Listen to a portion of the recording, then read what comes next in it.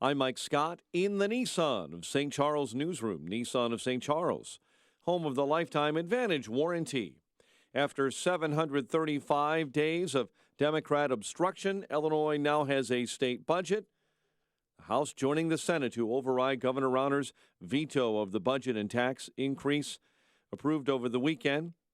AM 560's David Stewart starts us this morning with reaction to the override. On the House floor, Republican David Harris said Governor Rauner should know the state can't risk its credit or more unpaid bills. You understand the numbers here. You understand what the implications of junk bond status. Is that what we want? Senate Republicans joined Democrats on the override, and after the votes, House Speaker Michael Madigan addressed the body. The people in this chamber did not do what was easy today, but we did what was right for the future of our state. There is an income tax hike, but none of the pro-business, anti-labor reforms Governor Rauner's demanded.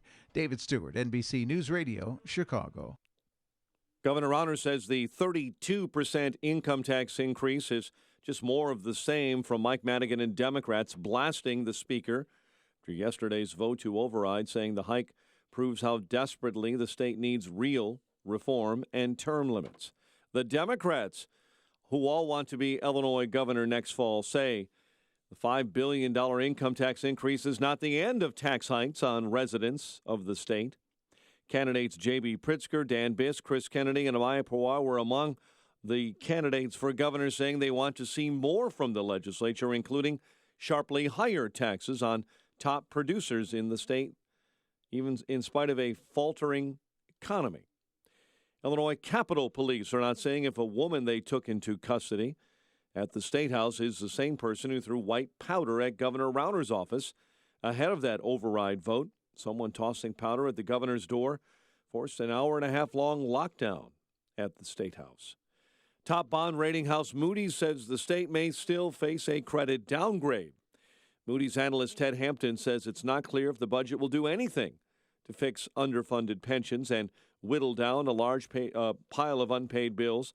The last huge increase in income taxes, engineered by Democrats in the General Assembly and Democrat Governor Pat Quinn in 2011, did not put a dent into the state's huge backlog of bills, in spite of raking in $18 billion. Chicago's police superintendent is defending his department following a violent 4th of July weekend. The thing that you can't measure with violence is the violence that we actually present, and we know that we do. You just can't measure that. Between Friday and Wednesday morning, over 100 were shot, 15 were killed. The superintendent called the bloodshed frustrating. New information revealing a chaotic scene on board an American Airlines jet that caught fire last October at O'Hare. The NTSB releasing its findings from an investigation. The Miami-bound flight was on the runway when the right side engine erupted in flames. Now, video shows passengers rushing to get off the plane by climbing over seats and flight attendants getting into verbal altercations with passengers who would not leave behind luggage. Cook County Sheriff's Office says it will face cuts if a judge does not allow a countywide soda tax to take effect in August. The judge issued a temporary restraining order last week, preventing the penny-an-ounce tax from being levied. Sheriff Tom Dart's office learned this week that over 900 employees could be laid off.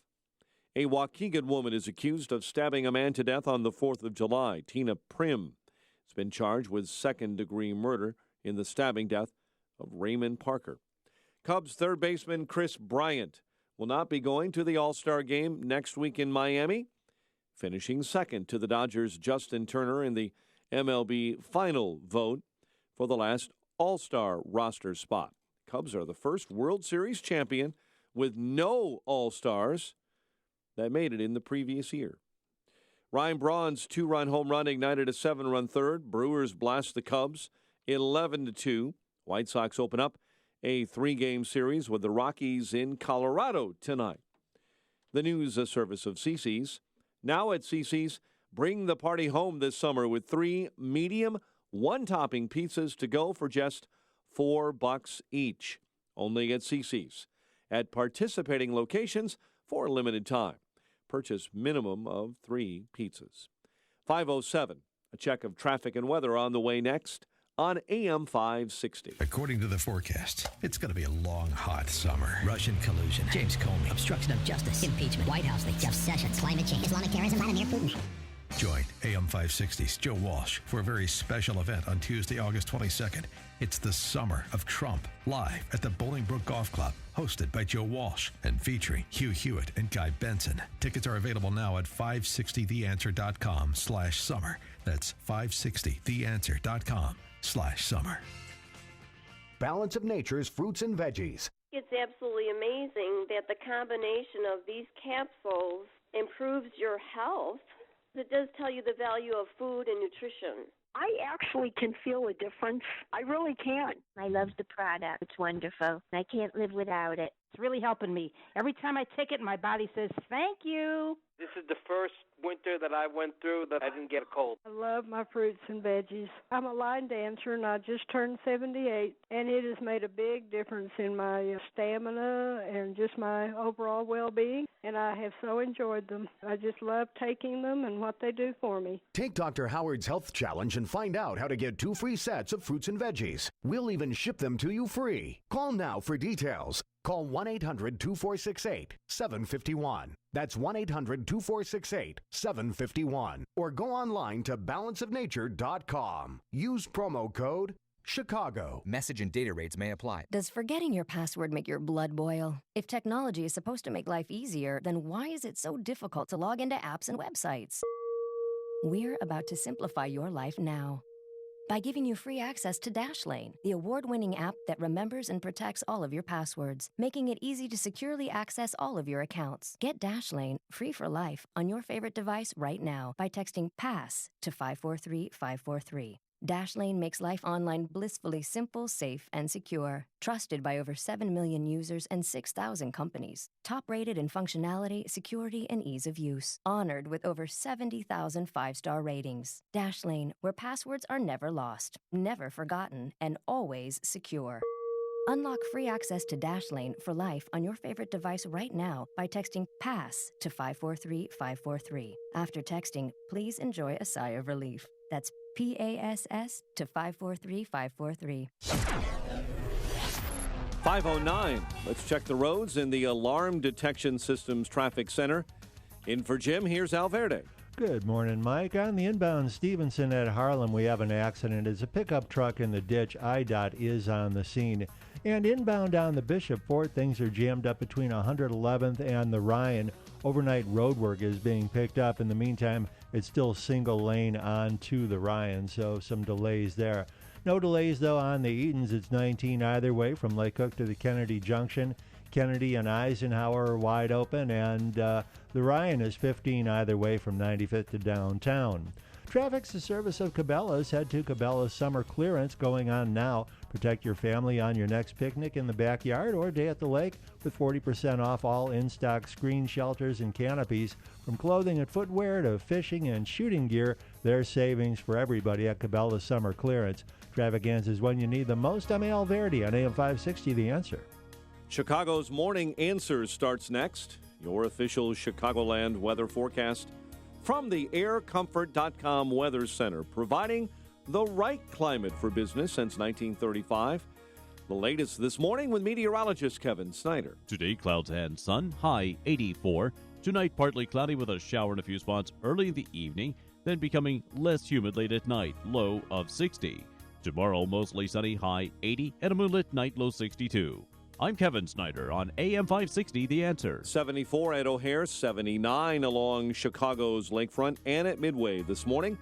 Your lakefront water temperature is 69. Your next news update is at 5:30.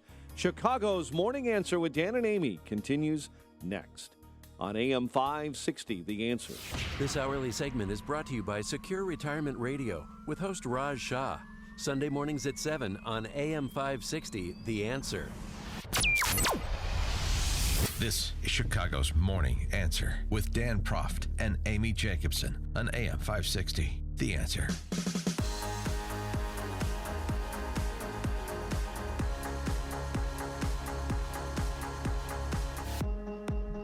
Good morning, Dan, and in for Amy this morning is Chicago Tribune editorial board member Kristen McQuarrie. Kristen, welcome. I read an editorial from the Tribune yesterday. That's where you work. That's correct. Yeah. Mm-hmm. Your Illinois income tax hike right now, reforms, maybe later, maybe. Finalizing the 32% income tax hike, we begin paying 4.95%, 32% increase, and corps pay 7%, up from 5.25%, 35% increase. That's for Chris Welch, because he doesn't understand the difference between percentages and percentage points. Poor Chris. I mean, I am math challenged, but even I understood that this was a 32% hike. Retroactive to the beginning of the month, July 1st, the beginning of the fiscal year. Yep. So you're already accruing your 32% income tax increase, your 35% corporate income tax increase. The Tribune editorial board, I assume this is written by Clarence Page. What are taxpayers getting for sending another $5 billion to Springfield? Business as usual. You go, Clarence. You might think Democrat legislators would acquiesce in pro-growth economic reforms that our neighboring states have adopted. You might think the majority party would listen to large and small business owners about the urgent need for more reasonable work comp costs. You might think Democrats would advance another pension reform bill, create a lower cost defined contribution plan for new employees, or attempt to change the Illinois Constitution's crushing pension obligation language.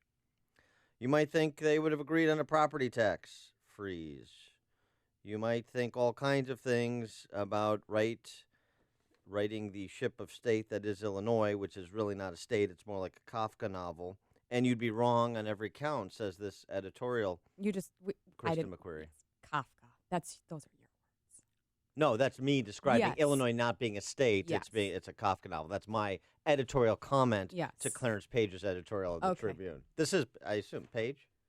No, he is on our editorial board. But Yeah. He's in D.C., so generally yours truly. I think that was my 18th or 19th editorial since May 31st. Feel like you're making good progress?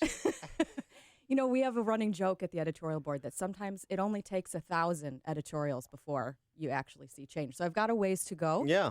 But yeah, it's just, I'm not sure how I feel about everything that went down yesterday. I guess I'm just really disappointed that 2.5 years into Bruce Rauner's term, we have nothing. I mean, nothing from his agenda except for maybe procurement reform and a bill that will help a little bit with local governments consolidating.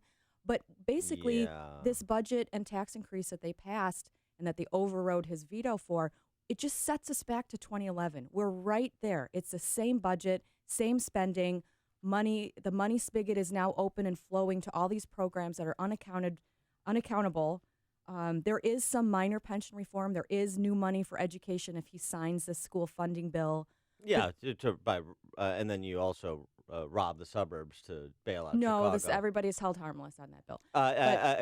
Excuse me, point of order. Hold harmless in perpetuity. From the moment of if he signs it, from that moment of the budget. Forever and ever, amen. Really?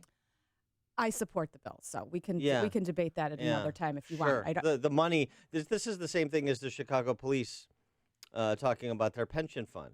Well, of course, the actuaries suggest by our own numbers that we're going to not be able to pay current beneficiaries by 2021, but we're going to assume 5 times the city contribution that they've been presently making or have the ability to make, and that's how we make the numbers work such that we don't run out of money by 2021. Well, that's the same thing on the school funding bill. If you think the state is going to come up with the required money in a school funding formula that by definition is redistributionist, by definition, that's what the school funding formula is, and they're going to come up with the money where everybody's a winner.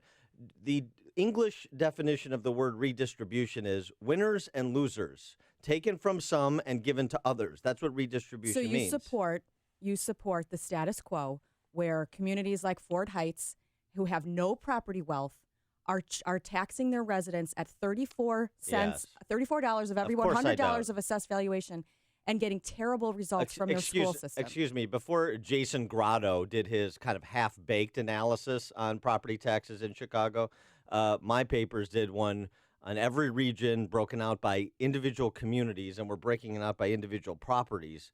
And so I know that Fort Heights pays the highest property tax as a percentage of home value in the county, and it's criminal. And I've been railing on that issue for months on end. You talk about your 18 editorials, 18 shows. I've been writing about it for about 20 years and started at the Daily Southtown writing about all these South suburban communities and their tax rates. This isn't a competition. That's where I cut my teeth in politics 20 years ago as well. The point is to say, no, of course I don't support the status quo, and I've proposed an alternative that makes the state the primary funder of K through 12 education and caps property taxes at hard cap of 1% of home value shall not increase until you have a capital event.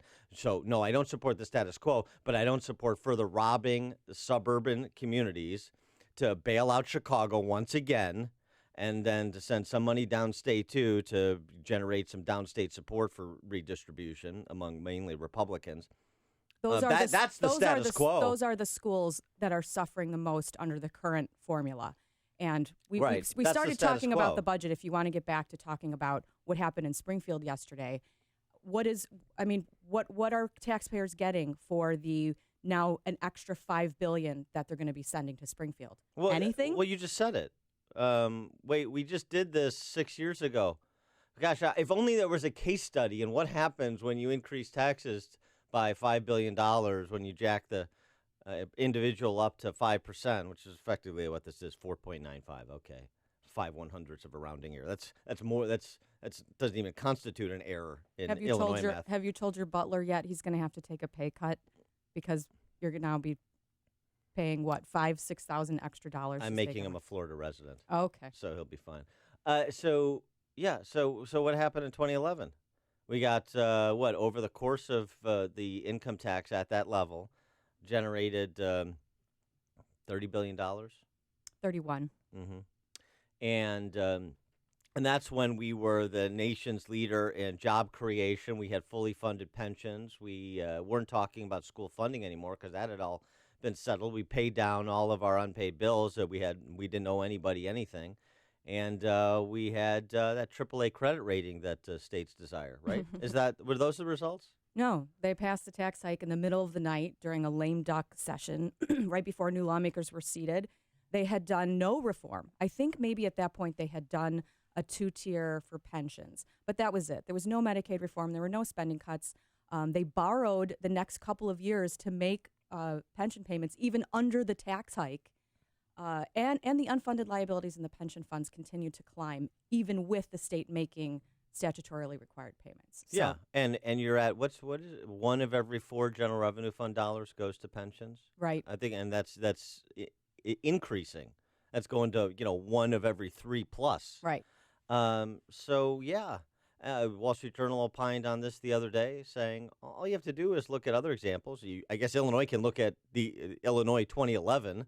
And what happened, but we don't have any institutional memory, and we love to perpetuate failure rather than try and replicate successes we see around us. But in addition to Illinois 2011, Puerto Rico, Detroit, Stockton, California all did what we just did when they were careening towards bankruptcy. And what did it do? Accelerated it. Bingo.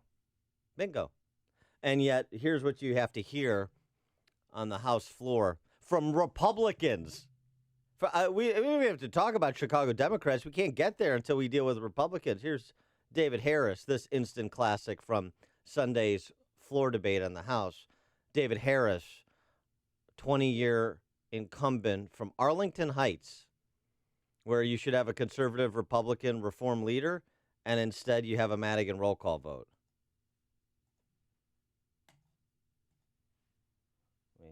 David Harris. Let me tell you something very clearly. I was not elected as a state legislator to help preside over the financial destruction of this great state. I respect my colleagues who are voting no, but to me, enough is enough. He wasn't elected, but he spent the 20 years presiding over the destruction of the state anyway. And apparently he was, because people keep electing the same people. Now, in the case of Harris, there hasn't been much of a challenge, but I guess that still speaks to a certain contentment.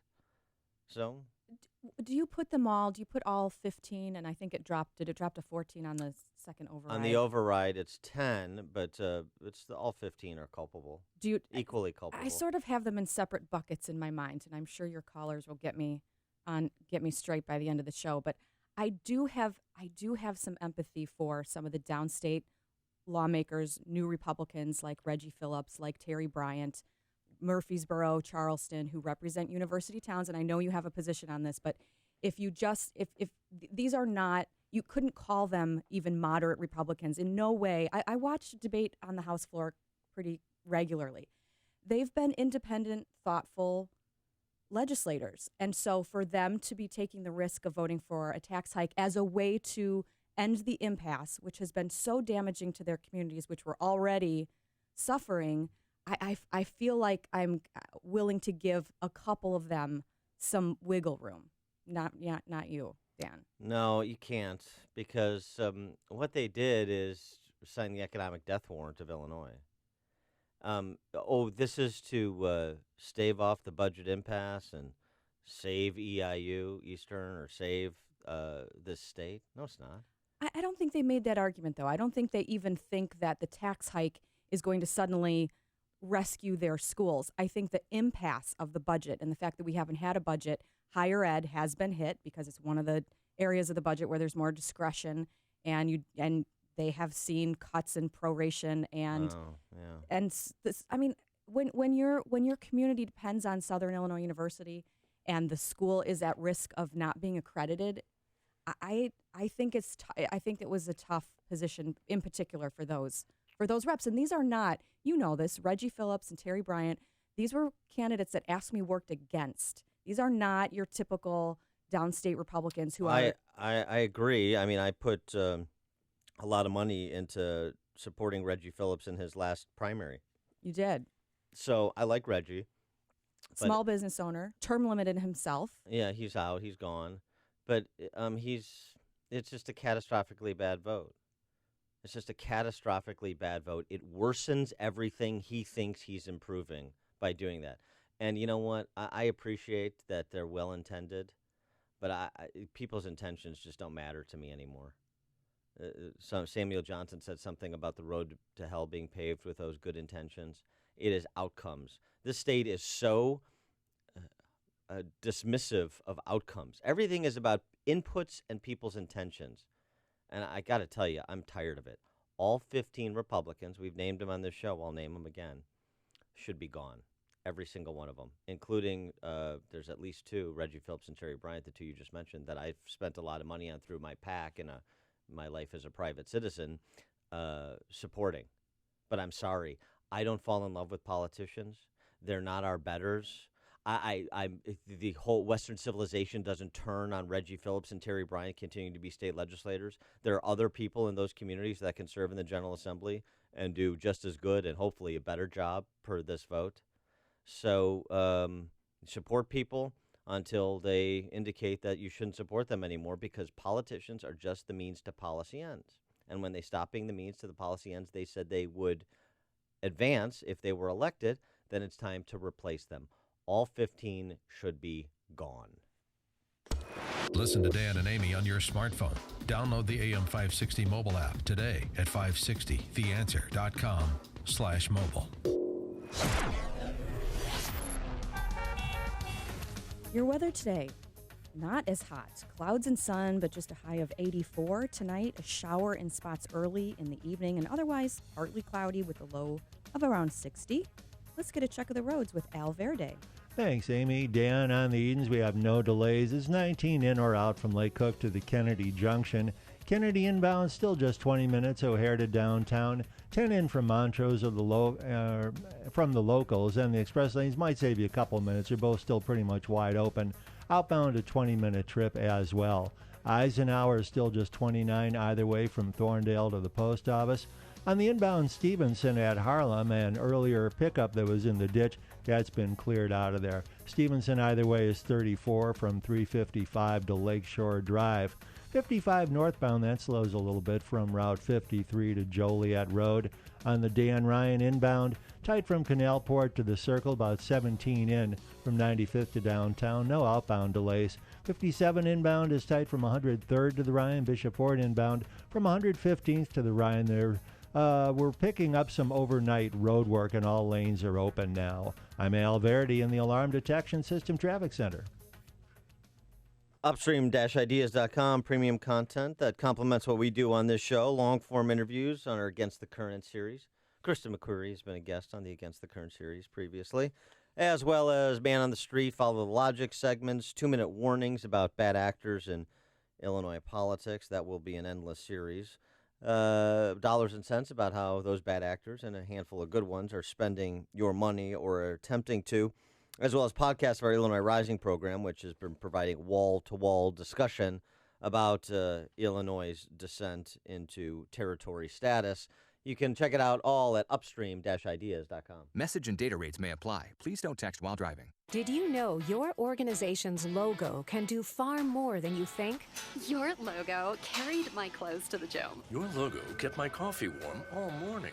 Your logo charged my phone last night. When the highly trained team at 4 Imprint put your logo on things people actually use, you'll be amazed at how powerful your logo can be. Not only will we unleash the full power of your logo, we'll show you the top 3 promotional items for driving new customers absolutely free. Text TEAM to 642-642 now. Every time your customers enjoy one of our promotional items with your logo, they'll think of you. Plus, with free art assistance, we'll make every item look fantastic for a great price. Satisfaction guaranteed. Your logo keeps my laptop safe. Your logo keeps me dry. Attract new customers, reward employees, and make a lasting impression. Discover the top 3 promotional items for free. Text TEAM to 642-642. That's TEAM to 642-642. You love your pet, and they love you. They trust you to care and watch over them, so when they get sick, take the pet out of petrified and bring them to Merrick Animal Hospital. Merrick is the place of the fear-free vet visit. Dr. Hosek and his staff strive to make your pet's exam as stress-free as possible. They use calming pheromones, tasty treats, and sedation as needed. And for the feline owner, they have a cats-only exam room. Merrick Animal Hospital is on Ogden Avenue in Brookfield, 1 mile east of LaGrange Road, serving the community for over 80 years. Don't miss your chance to meet the doctors, staff, local pet businesses, and veterinary product companies at a block party, Saturday, July 22nd from 1 to 5. There's free food, raffles, bounce house, and face painting for the kids. Well-behaved pets are welcome. For a limited time, new clients get your first exam free, a $49 value. Call 708-485-6500, 708-485-6500, or visit brookfieldvets.com. That's brookfieldvets.com. AM 560, The Answer. Dan and Kristen McQuarrie, Chicago Tribune editorial board, in for Amy this morning. And coming up, we're going to continue our discussion on Illinois. And oh, by the way, if you live in a surrounding state, make your pitch for productive, successful Illinois residents who are looking to move. Why should they come to Indiana versus Wisconsin versus Iowa versus Missouri versus Michigan versus Ohio versus Tennessee? Okay, we got it. Versus Alaska versus Florida versus... Okay. That, as well as John Cass talks to the 2 leaders of the Republican Surrender Caucus. Interesting to see what they had to say. And we'll tell you about the Charleston kickback and how the one Republican senator who made the difference on the veto override in the Senate sold out. But now we check the headlines with Mike Scott. 74 degrees, partly cloudy skies in the Nissan of St. Charles newsroom. Nissan of St. Charles, home of the Lifetime Advantage warranty. President Trump, Russian President Vladimir Putin scheduled to have their first face-to-face meeting later today. A highly anticipated meeting between the 2 leaders, likely to overshadow any other news coming out of the G20 Economic Summit in Hamburg, Germany, except for this. 76 police officers badly hurt after violent clashes with protesters. It's not fair for 20 countries of this world, or for 20 head of states in this world, to dictate the guidelines or the rules. This demonstrator explaining why the crowd was taking to the streets. 100,000 anti-capitalist protesters threw bricks, bottles, and fireworks at those police officers. Again, 76 German police were hurt. U.S. authorities are trying to seize millions of dollars in 8 major international banks this morning. The money is linked to companies that deal in North Korea. The U.S. is challenging China's claim to parts of the South China Sea. In fact, the Air Force says 2 B-1B Lancer bombers flew over what all nations except China consider international territory. 2 Americans are recovering after they were gored in this year's running of the bulls in Pamplona, Spain. The Spaniard was also gored and is in critical condition. After 735 days without one, Illinois has a state budget. The House joining the Senate, voting to override Governor Rauner's veto of the budget and tax increase approved over the weekend. New information revealing a chaotic scene on board an American Airlines jet that caught fire last October at O'Hare. The NTSB releasing its findings from an investigation yesterday. The Miami-bound flight was on a runway when a right-side engine erupted in flames. Authorities have identified a suburban woman killed in a crash on I-44 near St. Louis. Missouri State Highway Patrol says Elizabeth Benicia of Aurora died, thrown from a vehicle that struck a median just west of the Six Flags amusement park near St. Louis. Brewers blasted the Cubs 11-2 at Wrigley. White Sox open a 3-game set with the Rockies tonight in Colorado. The news service of Napa Auto Parts. This month, at participating Napa Auto Parts stores, Napa Full Synthetic Motor Oil is on sale for just $4.29 a quart. Quality motor oil at an affordable savings when you get Napa Full Synthetic. General States pricing. Sale prices do not include applicable state or local taxes or recycling fees. 5:34 is our time. We'll have a check of traffic and weather on the way next on AM 560. Cabela's summer clearance is going on now. From clothing to optics, come in and get savings up to 50% off. See all their deals at Cabela's.com. Hey, you've heard how Automated Systems excels at assisting companies with systems integration and FDA compliance. But they're also a staffing leader. They supply handpicked elite leadership, subject matter experts, and proven technical professionals in engineering, quality control, and FDA compliance to support the life sciences field in executing mission-critical projects. ASI provides highly specialized pros to deliver projects on time and budget. Don't pay a lot more to a big consulting firm, and don't trust the big temp agencies to supply the talent you need. Call Laz, my friend Laz, at Automated Systems when failure isn't an option. ASI is retained by all of Chicagoland's Fortune 500 life sciences companies, from big pharma to startups, and excel through a culture of excellence in execution. For a staffing, compliance, or automation evaluation, call Laz now at Automated Systems at 844-HIRE-ASI or visit AutomatedSYS.com. That's 844-HIRE-ASI or AutomatedSYS.com.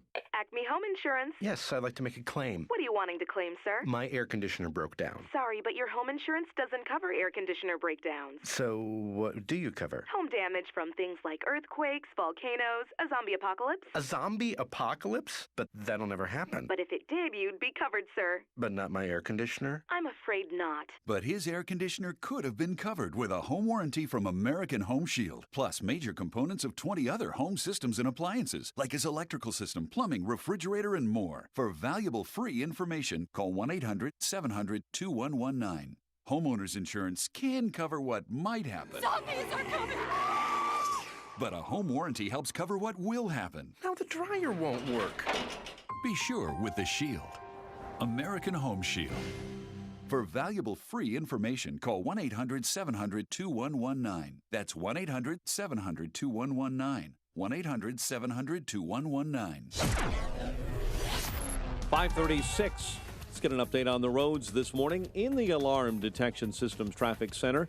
In for Jim, here's Al. Thanks, Mike. Both the Edens and the Kennedy are moving well. Eisenhower, still no delays there. The Stevenson inbound starting to build just a little bit. 36 in from 355 to Lakeshore Drive. Outbound is fine. 55 northbound is tight from Route 53 to Joliet Road. The Dan Ryan in, that's 17 from 95th to downtown. No outbound delays. 57 in slows from 111th to the Ryan. Bishop Ford in is tight from 115th to the Ryan, but all the overnight road work's been picked up. Traffic's the service of Cabela's. Head to Cabela's summer clearance going on now. Protect your family on your next picnic in the backyard or day at the lake with 40% off all in-stock screen shelters and canopies. From clothing and footwear to fishing and shooting gear, there's something for everybody at Cabela's summer clearance. Traffic answers when you need them most. I'm Al Verdi on AM 560, The Answer. Chicago's Morning Answer continues next. Your official Chicagoland weather forecast from the aircomfort.com Weather Center, providing the right climate for business since 1935. Not as hot today. Clouds and sun mixed. High 84, low of 60 overnight with a chance of a shower. Sunny and pleasant tomorrow. High near 80. And Sunday, partly sunny and warm with a shower or storm in the area. High 87. Currently 74. Next news coming up at 6. Chicago's Morning Answer with Dan and Amy continues next on AM 560, The Answer. This hourly segment is brought to you by Fly By Night with your host, comedian, and entertainer extraordinaire, Ken Severa. Saturdays at midnight on AM 560, The Answer. Hey, Joe Walsh here. Donald Trump has not diminished America. A big bankrupt government has diminished America. We'll talk about it when freedom returns at 5. Dan, and in for Amy this morning is Chicago Tribune editorial board member Kristen McQuarrie. We're talking about Illinois and the tax increase that is now in effect. So it's done. Are you with Illinois? 312-642-5600, turnkey.pro answer line. 64636DA, turnkey.pro text line. Kristen, if you move, then I've got to move too. So that means that's the time that's like it's last get out. We might have already missed our window, actually. If you and Cass leave, that basically means you should just send your keys to your home into the bank and just run. Right. That's what the point we're at. Yes. I came home last night and my husband was literally online looking at homes in Pleasant Prairie, Wisconsin. So, we live in Chicago. We live in Cook County. We live in Illinois. The debt burden that has accumulated is frightening, and he's worried about the value of our house down the road. Yeah, well, he should be. Yeah, well, so there you have it. Might happen. It's on the lake, Pleasant Prairie. It's beautiful. Yeah. I'll wear the cheese head. I'll switch teams. Wow. I'll become a Brewers fan. Really? You're going to leave the White Sox? Well, probably you not. You can keep your heart on the south side, even if your physical presence is in Pleasant Prairie. I'm confused about the cheese head, though. Can we just talk about this briefly? It looks like Swiss, but it's orange. So which is it? Cheddar cheese does not have all of those craters. So I'm going to have to work on that if I move there. We're going to have to redesign the cheese head. Well, we don't have access to Aaron Rodgers right now, so the best we can do is Dave and Racine. Maybe he can answer that question. Dave and Racine, you're on Chicago's Morning Answer. Greetings. Well, the reason, of course, the yellow of the cheese head was because it was originally made from a foam from a sofa cushion, so that's hence the reason that it's yellow. Ah. Thank you. He's a noted cheesehead historian. See, our first caller, and I already have the answer to one of my most perplexing questions. The other thing is bringing up, you have a tale of two states and under similar circumstances economically. Wisconsin and Illinois. In 2000, Illinois decided to raise taxes. Wisconsin engaged spending and fiscal reforms. Act 10, as it's known, which included basically having getting rid of some of the controls the unions, or the stranglehold public sector unions had on this state. So after Walker was elected, and you're in Illinois, government has sent itself into the toilet.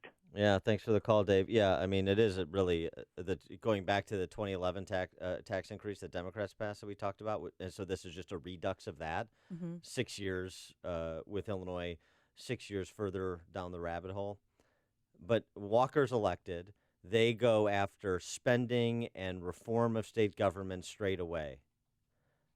And we, under Quinn and Democrat control, raised taxes and continued our same profligate ways. And where is Wisconsin today, and where is Illinois today? I think Wisconsin is debating which taxes to cut and what to do with their surplus. Right. As Missouri cut taxes, Of course, we know the story of Indiana, where in 15 years, Indiana has gone from being the butt of Illinois' jokes to Illinois being the butt of their jokes, and deservedly so. One question I have for you, Kristen, even though the governor vetoed it, Rauner vetoed it, and his veto is overridden thanks to surrender Republicans, 15 who voted for it initially, 10 in the House who voted for the override. And, of course, they provided cover for top suburban Democrat targets, ensuring or helping to ensure that Republicans will stay in the minority. But how would you assess, despite his veto, Rauner's performance through this saga? Not good. I think the criticism of him that he kept moving the goalposts is accurate. I mean, I will say this. He ran as a candidate open to a tax hike. So during the Senate grand bargain negotiations, when there was a lot of pushback for him kind of participating in that or encouraging that, he put 32 an expansion of the service tax on the table as a candidate. He said he was willing. He talked about rolling back the 2011 income tax hike back to 3%, but he also, when pressed on that, said he was open to keeping it in place for a little longer or whatever. So you shouldn't be terribly surprised, that he was kind of open to a tax hike if it came with reform. I do think he kept moving the goalposts during the course of negotiations. He's basically been absent for the past 2 or 3 weeks. He's not meeting with reporters. He's only doing like Facebook Live interviews. I think he's right to veto, of course. There's no reform. He hasn't gotten anything on his agenda passed. But he has to wear the jacket for that, too. I mean, I don't see a whole lot of leadership lately out of him. He could have been on the House and Senate floors. He could have been trying to get some of this agenda passed. He didn't get a property tax freeze. He didn't get workers' comp reform, no tort reform, nothing with prevailing wage, no term limits, no redistricting reform, not even a vote on either one of those, which he wanted. So a jury's out. You know, I'm not sure I can continue. Can we continue to support him just on the fact that he is a blocker? And he's been the only person really to stand up to Mike Madigan during all of these years? Maybe. I don't know. What do you think? I think that he's lucky they overrode his veto. Right. I do too. Politically. Because he has demonstrated no capacity to articulate a case for whatever position he has at any given moment, which, as you suggested, is all over the board when he speaks at all. He's been absent from the public discourse for most of his term. He's popped up here and there, usually concurrent with an ad campaign, in these kind of moments where an inflection point occurs, like with the grand bargain or like with this override. But otherwise, he has stopped making anything resembling an argument for a cogent, understandable agenda and a rank priority of the things in the agenda. And instead, he's just waving a flag with his position. Turnaround agenda, the 44-point turnaround agenda, as the Illinois Policy Institute opined, 0 for 44. And so do I think he was right to veto it, okay. But his abdication of leadership made Steve Anderson, made this jerkwater, nobody, muni lawyer from Geneva, the governor for the last 2 weeks. As Anderson, who John Cass interviewed in his piece, Boss Madigan's Republican enablers give his minions cover. He was the one who whipped the votes of the surrender Republicans to get this thing through and to override the governor's veto. They all want it. Don't you think that's the reason? They all want this tax increase because it relieves a huge pressure valve on them. And so I didn't really see Jim Durkin wasn't even there 2 of the days this week that the House was supposed to be meeting. The leader of or at least he didn't report to the floor. I should clarify that. I don't. Jim Durkin's another guy. He's been there 20 years, and he's stunned. He is speechless when Madigan drops a new budget on him 2 hours before the vote on Sunday. 638-page budget. We only have 2 hours to read it. Hey, nobody told me you were going to do this. Oh, well, aren't you cute? Are you pretending to be a legislator? Are you pretending to be the Republican leader? These people are either completely compromised, completely incompetent. Some of them are both at the leadership level. As I've said before, leadership in the Republican Party in the state is a title. It is not a quality anyone expects you to exhibit, and so they don't. It is a complete surrender party. And that's the saying 2/3 of House Republicans voted against the tax increase, voted against the override. All but one Republican senator voted against the tax increase and voted against the override. So, yeah, there are, but that's not the standard. You basically have a party, at war with itself, although it's not even much of a fight because very few people, there's a handful of people, we talked to them on this show, very few people have an appetite for putting in the fight for the families that exist outside of that little bubble in Springfield or the little bubble downtown. It's all about big government and us working together, us noblemen and magistrates, carving up the state and the budget and turning the knobs and pulling the levers just so most of them are completely taken in by the game of playing with other people's lives and livelihoods. And that's what they do. They're big government Republicans. Well, just a couple of weeks before this vote, the Republicans with Rauner came out with their own kind of budget compromise that also had this, terrible. It's a joke. But it was balanced based on a tax hike too. So it couldn't have been. It was so offensive, this week. But a few weeks ago, they were all on board and really late to the game, by the way, in introducing what they considered to be their agenda in order to get a tax hike, which of course Madigan completely ignored. Well, but that's a prime example. Why are Republicans in the minority, really effectively super minority in the state, despite 40 years of Madigan's reign and Cullerton's reign and Chicago Democrats just dominating this state for the better part of the last 30 years for certain? Why? Because of Republicans like Jim Durkin and Christine Radogno and Steve Anderson and Dave Harris that are enemies inside your perimeter, that are awful at what they are charged to do. They're bad at their jobs. That's why. There's always a reason why things are the way they are. It's not because people say, oh, Madigan, the Chicago Democrats, bang up job. I love the direction Illinois is going.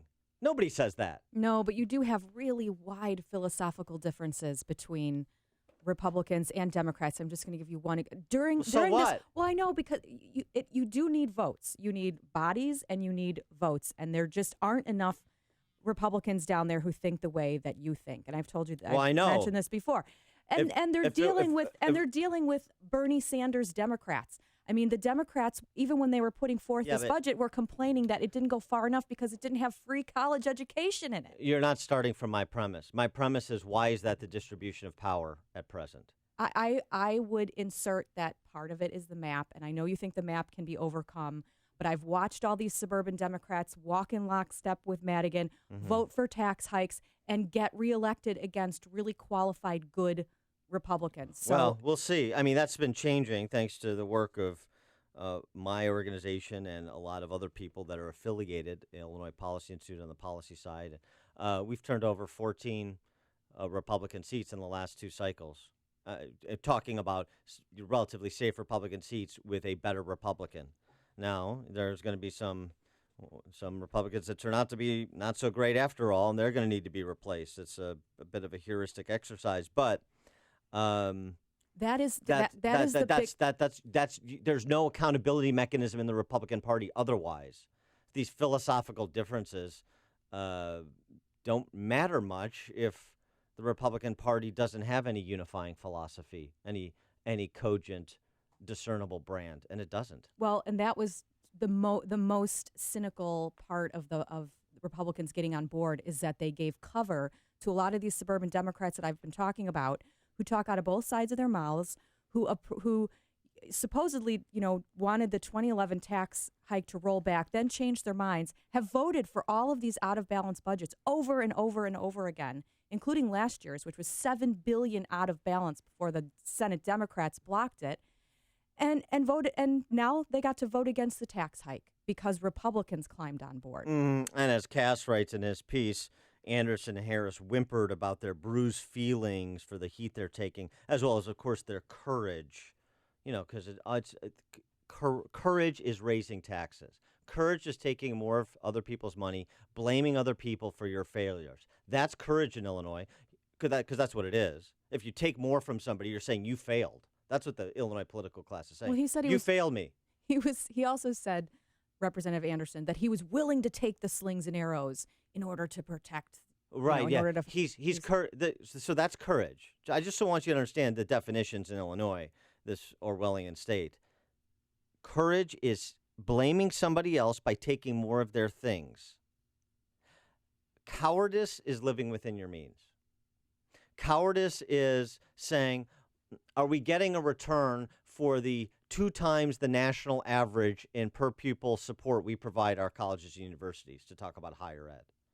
Are we getting a return when Illinois, 15 years of Democrat rule, uninterrupted through the Blagojevich and Quinn years, was the worst in the country in providing services to persons with developmental or intellectual disabilities?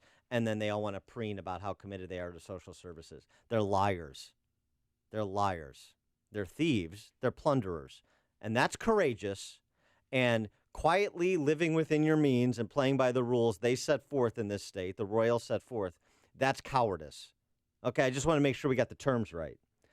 Tony on the South Side, you're on Chicago's Morning Answer. Hey, good morning, Danny boy. How you doing, Kristen? I'm great. How are you? I'm doing well. Hey, really quick. Danger Jesus was mine, but I got a new one. I was at my social club last night playing some boxing. Of course. One of my, of course. One of my associates came up with a new one. The Mango Mussolini. I like that one. The Mango Mussolini. Okay. Yep, that's for our president. That replaces yours, which is Tangerine Jesus, which I still prefer. But go ahead. You can use them interchangeably. All right, thank you. Feel free. So anyway, my question to you is, my understanding was that Moody's is still going to downgrade Illinois regardless of this tax hike because there's no structural reform in the bill. Did you hear that or no? Yeah, I did. Thanks for the call, Tony. You did as well. Yes, Moody's put out a report saying that they are still that we are under review for downgrade to junk, even with the budget that Democrats passed, and even with the tax hike, because they are concerned about 2 things: the $14.3 billion backlog of bills and the lack of pension reform. They tag our unfunded pension liability at like $130 billion, but it's really more like $280. Well, I'll tell you what, it's hilarious to me also, this whole junk rating thing. To listen to legislators in Springfield during the floor debate talk about the state's credit rating. These are people who can't do grade school long division, all of a sudden concerned about bond ratings that they have no concept in terms of what they mean or what the impact is. So when you start hearing some of these legislators who can't do addition talking about bond ratings, you know they've got nothing left to talk about. It speaks to the quality of their underlying argument. George in Forest Park, you're on Chicago's Morning Answer. Hey, good morning, Dan. Hey, Dan, I think that if you have a small tax increase, it's got to be great if you have an even greater tax increase. Sure. I would call for a fake news story to be planted, whereby Illinois has agreed to a 10% of Illinois income tax rate, and basically along the lines of California. And let's see how many Democrats and probably Republicans would actually vote for that. I can see it now.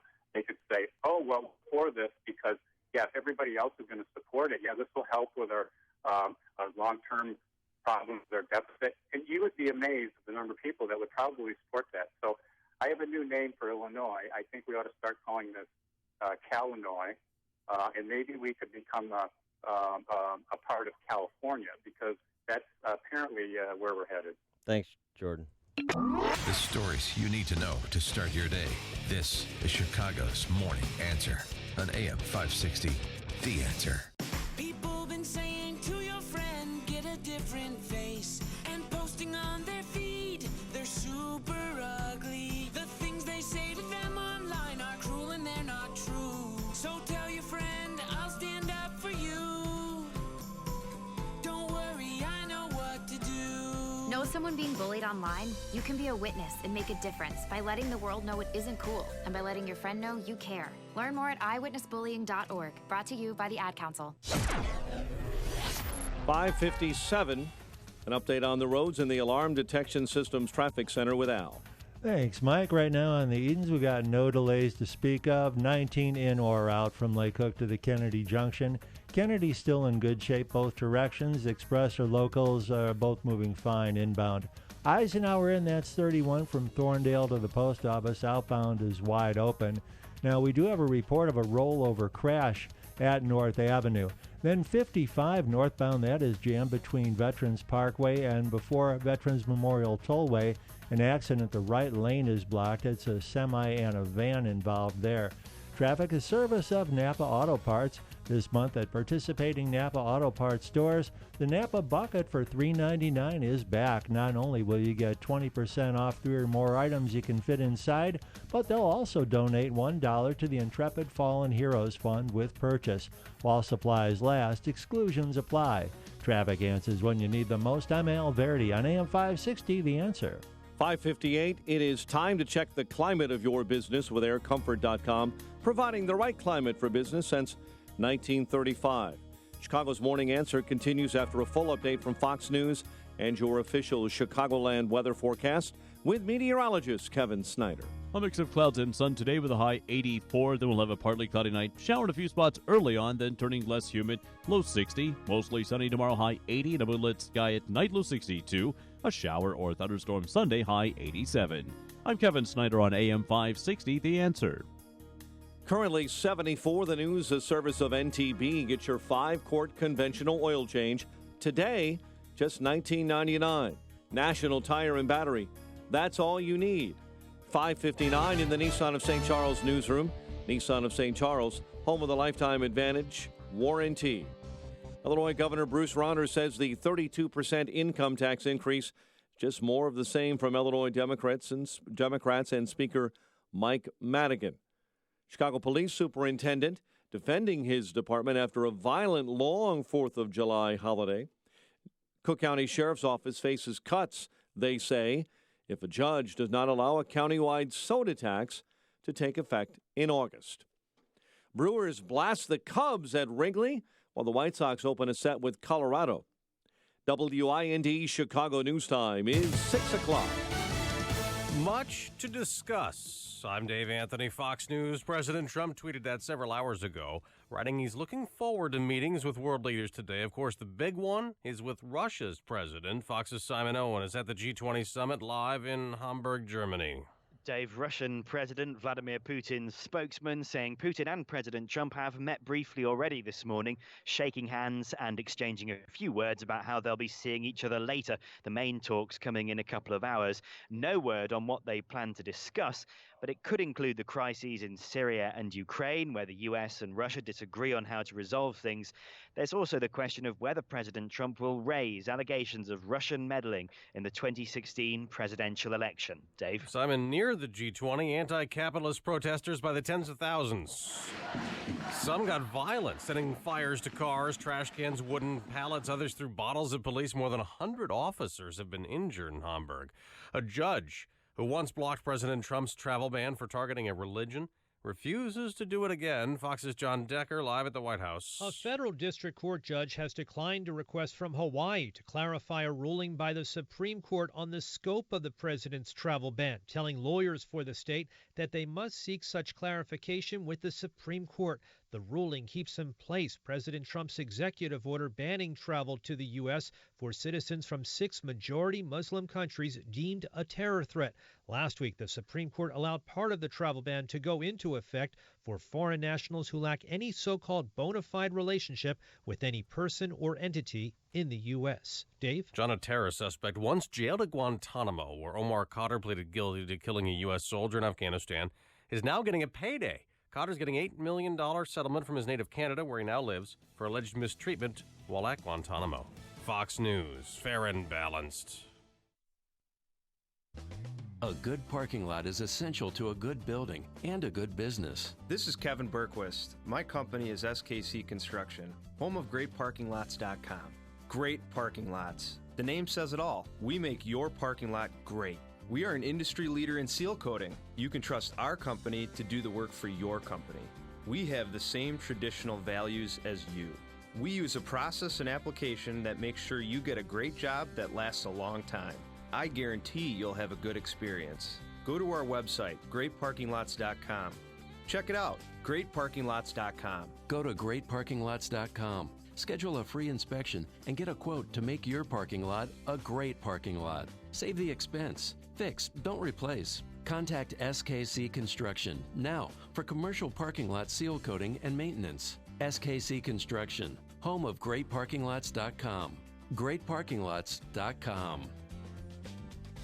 Message and data rates may apply. Have you ever forgotten your password? With all the accounts you have and all the rules around passwords, remembering every single one is impossible. That's why millions of people are turning to Dashlane, the award-winning app that protects your passwords and creates an easy, secure way to access all of your accounts. And right now, you can get access to Dashlane free for life on your favorite device just by texting SECURE to 543-543. Over 6 million users manage their passwords with Dashlane. Over 6,000 companies trust Dashlane. And over 70,000 reviews give it a 5-star rating. But the only number that really matters? 0. Because that's how many times you'll forget your passwords using Dashlane. With Dashlane, your passwords are never misplaced and never forgotten. Simple, safe, secure. Unlock free access to Dashlane on your favorite device for life right now. Just text SECURE to 543-543. That's SECURE to 543-543. Change in the market shouldn't be a surprise to anyone. In fact, since World War II, we've seen a correction on average about once every 18 months. That's why Arlington Capital Management developed proprietary tools that help them to see what's beyond your investment horizon. Like an experienced ship captain uses tools to avoid stormy weather, Arlington Capital Management uses tools to guide you through market corrections before it's too late and help us decide when to capitalize on opportunity. Call Arlington Capital Management today at 855-471-5796 to learn how their active management systems can help you. Each day, they actively explore the market, our economy, and all the variables that affect your investments. Stormy markets never cloud their vision. The professionals at Arlington Capital Management use their tools and experience to guide them. Call Arlington Capital Management today at 855-471-5796 for a financial review. The number again is 855-471-5796 or learn more at arlington-capital.com. What's the scariest thing about going to the dentist? Opening your mouth or opening your wallet?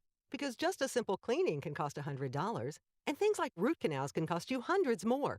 If you don't have dental insurance to help, you should give Physicians Mutual Insurance Company a call. 1-800-300-8038.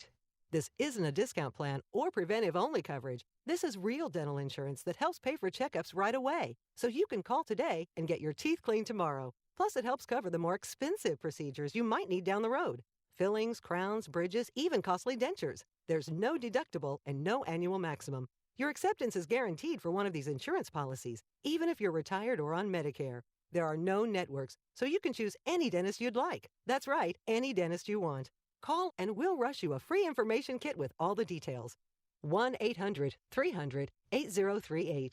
That's 1-800-300-8038. 1-800-300-8038. Policies issued by American General Life Insurance Company, Houston, Texas. Not available in all states. For details, visit AIGdirect.com. It takes a lot of courage to face your own death, but I'm glad I finally did. See, I was putting off getting life insurance to protect my family, even though I knew it was important. Then my neighbor's husband died. I watched her struggle emotionally and financially. It really made me face reality. If my husband died, how would I pay the mortgage, the car payments, or keep up the life the kids and I had? I realized I needed to get us life insurance right away. So I called AIG Direct. In less than 5 minutes, I had a quote. I was shocked at how affordable it is. Just $14 a month for $250,000 of term life coverage. I feel so much better knowing my family has protection. Call AIG Direct right now for a free no-obligation quote. The call takes less than 5 minutes, and you can save up to 70%. Call now, 1-800-900-1904. That's 1-800-900-1904. 1-800-900-1904. Hi, I'm Jay Farner, CEO of Quicken Loans. Every day people ask me, can I still take advantage of today's low rates? Is it still a good time to refinance? The answer is yes. Now's a great time to call Quicken Loans at 800-QUICKEN. The rate today on a 30-year fixed-rate mortgage is 3.875%, APR 4.12%. Call us today at 800-QUICKEN or go to QuickenLoans.com. That's 800-QUICKEN. Call for cost information and conditions. Equal housing lender. Licensed in all 50 states. NMLSConsumerAccess.org number 3030. Home isn't just a place. It's a feeling that you're safe to enjoy the things that matter most. ADT lets you take that feeling with you. Whether you're at home, your business, or online, we help keep you safe. With security systems, home automation, alarms, and surveillance. So you can feel at home wherever you are. Go to ADT.com to get that feeling for less than $1 a day. ADT.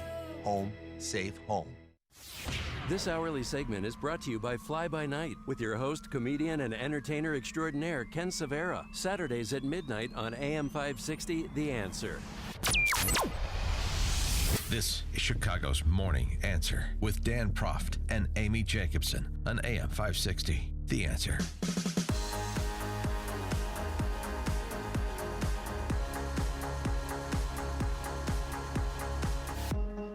Good morning, Dan. And in for Amy this morning is Chicago Tribune editorial board member Kristen McQuarrie. And we're going to take a break from Illinois. We're going to come back to it at the bottom of the hour. But, we've got to discuss the important issues in the world, like whether or not President Duda's wife snubbed Donald Trump with a handshake or not. Sure looked that way. Oh, maybe it was just the angle.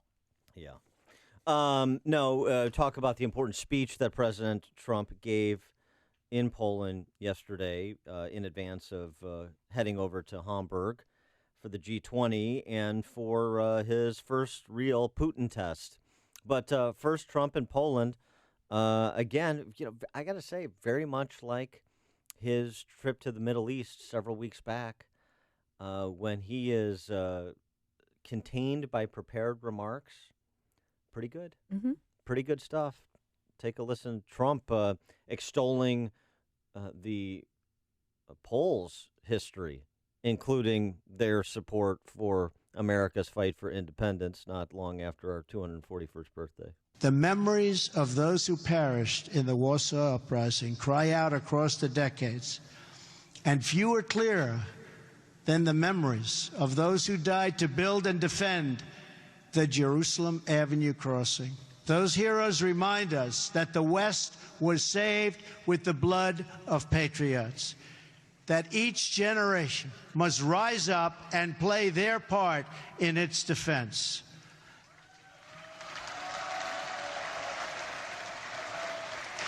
And that every foot of ground and every last inch of civilization is worth defending with your life. Our own fight for the West does not begin on the battlefield. It begins with our minds, our wills, and our souls. Today, the ties that unite our civilization are no less vital and demand no less defense than that bare shred of land on which the hope of Poland once totally rested. Our freedom, our civilization, and our survival depend on these bonds of history, culture, and memory. And today as ever, Poland is in our heart, and its people are in that fight. It's, I tell you, it's pretty high-minded rhetoric there. And in addition, Michael Barone makes a good point in his piece on the speech in the Washington Examiner. saying that it's interesting that a president who proclaims he serves America first should make a point of hailing Polish nationalism, indicating that Trump's America first doesn't mean Fortress America, doesn't mean that he's a neo-isolationist, as some on the left have accused him of being, or accused America first as meaning. It doesn't mean that. Those remarks yesterday, in part, on Poland and showing great respect for the Polish people, which is appropriate, but then also talking about the survival of the West generally. So it seems like a guy who is out there looking for allies or redoubling our commitment to our longstanding allies who have a great history of fighting repression for the fights before us. And Trump continued about the bonds of the West. Just as Poland could not be broken, I declare today for the world to hear that the West will never, ever be broken. Our values will prevail. Our people will thrive. And our civilization will triumph. I mean, I thought it was remarkable the different coverage that the speech received. My head was sort of in Springfield yesterday, but I have a little TV in my office. The difference between... Speaking of repression. Yes, exactly. That's why I need a long weekend. The difference between the Fox News coverage, which was very complimentary, and MSNBC, which basically kept referring to it being a dark and paranoid speech. And there's a piece, I think it's in the Atlantic today, not surprising. Peter Beinart's piece. Okay. Did you... Racial and religious paranoia. Racial and religious paranoia because he kept referring to the West. Did you find that to be odd, his continued trying to build camaraderie just around that phrase? Well, I know that there are some deep thinkers, Robert Pape at the University of Chicago, who don't think there is a fight for Western civilization underway. I am apparently not a deep enough thinker because I think there is. I don't necessarily think there's a clash of civilizations between Muslims the world over and Western civilization. But I do think there are dark forces in this world that seek to undermine Western civilization and impose their totalitarian vision of society. And radical Islam is at the top of the list. 20th century holdover thug dictators like Putin is on the list. Kim Jong-un and that totalitarian state on the list. So I think that's, the references that Trump made, not just to Polish repression under the Soviet Union, but also to, Polish freedom fighting going back to the American Revolution. Of course, we don't celebrate Casimir Pulaski here anymore, do we? Yes, we do. We do? I think so. Do it, but it's not a day off. Oh, I thought it was still with I think it's a middled day off. I think it's not as profound a day off as it used to be. But anyway, so the Polish history and their struggle for freedom intermittently over the years, and their help in our struggle for freedom with some of their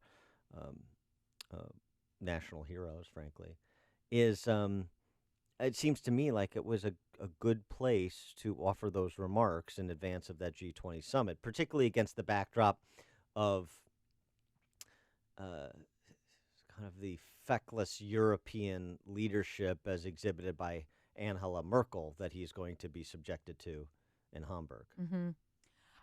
I think too, in one of the pieces that I read, they compared a lot what George Bush said, very cleansed speech, very message controlled.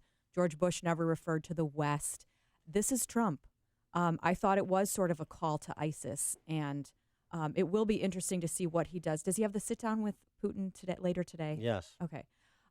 So you referenced how he does okay when he is on message and he comes across as presidential. And I've read somewhere else that during his meeting with Putin, they've only given him maybe one page with talking points to make sure that he does not go too far off script. They're gonna get the Syrian no-fly zone thing done straight away, so they can have enough time to share Megyn Kelly stories. That's how it's going to go down. Here's the other thing, though. But I want to go back to something you said about the coverage, because the press corps that's traveling with the president is varied. Jim Acosta, CNN, was focused on some of the shots that Trump took at the D.C. press corps, most notably CNN.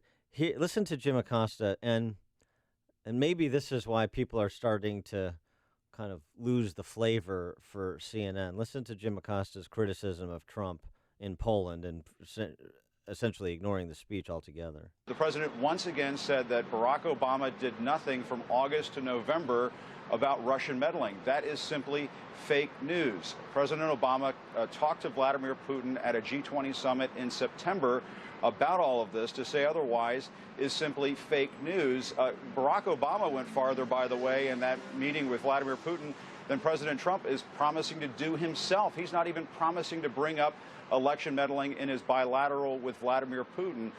So for the president to say, well, Barack Obama did nothing, he is at this point promising to do less than nothing on that front. The other thing that was fake news coming from President Trump is when he said, well, I keep hearing it's 17 intelligence agencies that say Russia meddled in the election. I think it's only 3 or 4. Where does that number come from?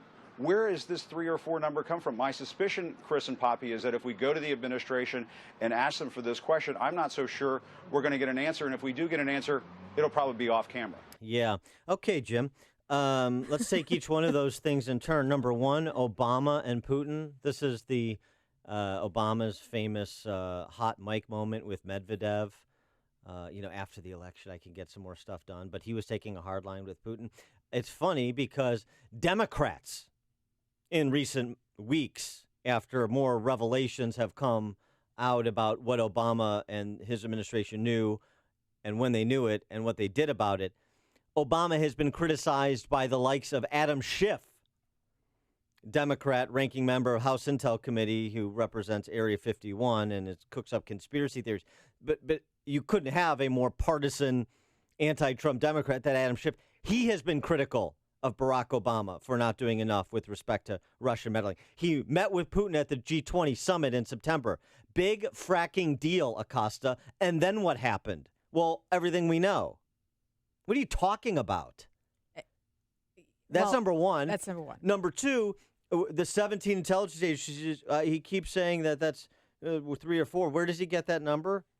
Hey, Jim, if you could stop crying like a little girl for more than 5 seconds about your questions being answered by Sean Spicer or them letting you use your camera during White House press briefings, you may pick up on this story that most everybody listening to this show is already going to know. Where do they get that number? Oh, they got it from the New York Times and the Associated Press, you dingbat, who had to write corrections. Corrected their 17 intelligence agencies meme that Jim Acosta is still using as reference material. Associated Press published a clarification on June 30th about 4 different stories stating all 17 intelligence agencies agreed the Russians interfered with the election. It acknowledged not all those agencies were involved in that assessment. And stories, this is from the AP, the Associated Press, Jim. In stories published April 6th, June 2nd, June 26th, June 29th, the AP reported that all 17 U.S. intelligence agencies have agreed that Russia tried to influence the 2016 election to benefit Trump. That assessment was based on information collected by three agencies, the FBI, CIA, and NSA, and published by the Office of the DNI, which represents all U.S. intelligence agencies. Not all 17 agencies were involved in reaching the assessment. And so, is that helpful to you, Jim? Four stories AP had to correct on 4 different dates. I think Jim Acosta he has an agenda. It's so clear. Oh, yeah. So why is he still chief White House correspondent? His disdain is so obvious, and it's why you see people sort of lashing out against CNN now. I know their ratings are great, so maybe they don't care. Not that. No, they've fallen off a pace now. Have they? They lost to reruns this week because. Well, I mean, Costa, but he's reflective of the culture. I mean, Project Veritas, these undercover videos that O'Keefe did with one longtime 15-year producer there, the associate producer we played on the show yesterday, the associate producer for Chris Cuomo's morning show, New Day, who said, we all know Trump is effing crazy, and the American voter, meaning the Trump voter, is stupid as blank. Right. I think Zero Hedge has it right. They have a piece that says, quote, apparently Acosta is sad that he flew all the way to Poland and he didn't get to ask a question at the president's press conference. Right. That's kind of his demeanor everywhere, right? If he is shouting and he doesn't get a question answered, then the First Amendment is at stake. It's he likes to be the news story. And he's just lost all credibility as far as I'm concerned. You know, when Sam Donaldson used to do it with Reagan, he was aggressive, but he was professional. And Jim Acosta is just a dink. He's just a whiny. I thought you were going to say a different word. Dink. He's just a tool. He has a following though, because people Of course see he him does. as being, genuine because he's No. aggressive. He People don't likes see to him- to be the No. news. He is so forthright about his thoughts and his own agenda.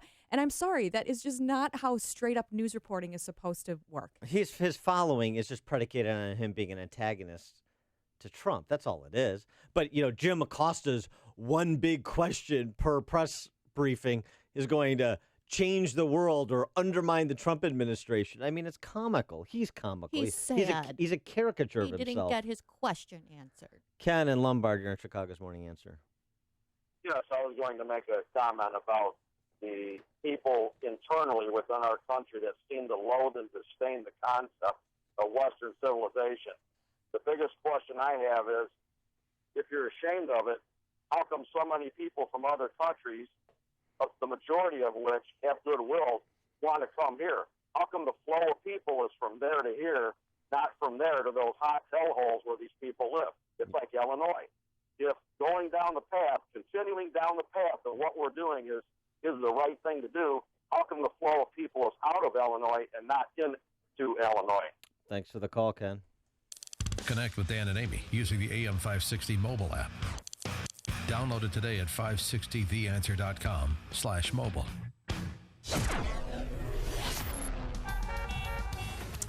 Your weather forecast today, not as hot. Clouds and sun. Read it high like of- Jim Acosta would ask a question of President Trump. What? Read it like that? Jim Acosta would ask a question of President Hey! Oh, you went the other. I thought you were going to do Hey. whiny baby Jim Oh. Acosta. It's not as hot. A shower in spots early this evening. Otherwise, I'm starting to sound like your Truman Capote. All right, I'll do the weather later. Let's get a check of traffic with I'll do my Alberti. Truman Capote later since Okay. it's been requested. Thanks, Kristen. Dan, on the Edens, we still have no delays at all. It's a 19-minute ride either way from Lake Hook to the Kennedy Junction. Kennedy inbound, just a little slow. Austin to Foster, 21 in from O'Hare to downtown. Still no outbound delays. Eisenhower in, touches the brakes from 25th to 1st Avenue again from Racine into the Circle. 31 in from Thorndale to the post office. Outbound is fine. And 55 in northbound from Veterans Parkway to before Veterans Memorial Tollway. Traffic is jammed. An accident involving a semi and a van has the right lane blocked. So we're looking at an hour and 13 from 355 to Lakeshore Drive. Outbound is fine. Dan Ryan in is 28 from 95th to downtown. No outbound delays yet. 57 inbound from Halstead to the Ryan. Traffic is heavy. Left lane is closed for construction till November. Bishop Ford in slows from Stony Island Feeder to the Dan Ryan. I'm Al Verdi in the Alarm Detection Systems Traffic Center. Since you requested it. I'm not a saint yet. I'm an alcoholic. I'm a drug addict. I'm homosexual. I'm a genius. Thank you very much. I do Truman Capote and other impressions at upstream-ideas.com, as well as long-form interviews with policymakers and opinion leaders and Against the Current. Man on the Street, Follow the Logic segments, podcast for Illinois Rising program covering the state of affairs in the worst governed state in the history of America. 2-minute warnings, dollars and cents commentary, selected interviews from this show. It's all at upstream-ideas.com. Highland Park Ford Lincoln's in the house. Here's Alan Marty. For 30 years, we've been making people happy with incredible deals and service. We're the best Ford Lincoln dealers in town. Because making people happy makes us happy. No doubt. This is one happy place. Heck, we just break into dance all the time. We don't break into dance at the dealership. Sure we do. No, we really don't. We could. Come on, Marty, dance with me. The Highland Park Ford Lincoln Superstore. Call 1-800-984-9000 or go to alanmarty.com. Admit it. Okay, you're a lovely dancer. Thank you. This is Alan Marty. Deal with us. You are about to hear from Dr. Douglas Howard. After 20 years and tens of thousands of success stories, Balance of Nature is still the only pure whole food supplement available. Balance of Nature has served more than 500 million servings of fruits and vegetables. Don't accept imitations, copies, or substitutions. Our success stories are unique to Balance of Nature's fruits and veggies. You'll know you have the real thing when you open the bottles and see, smell, and taste real produce. It is worth every penny I pay because they really have made such a difference in my life. It is making me feel a whole lot better. Even my doctor thought it was a good product.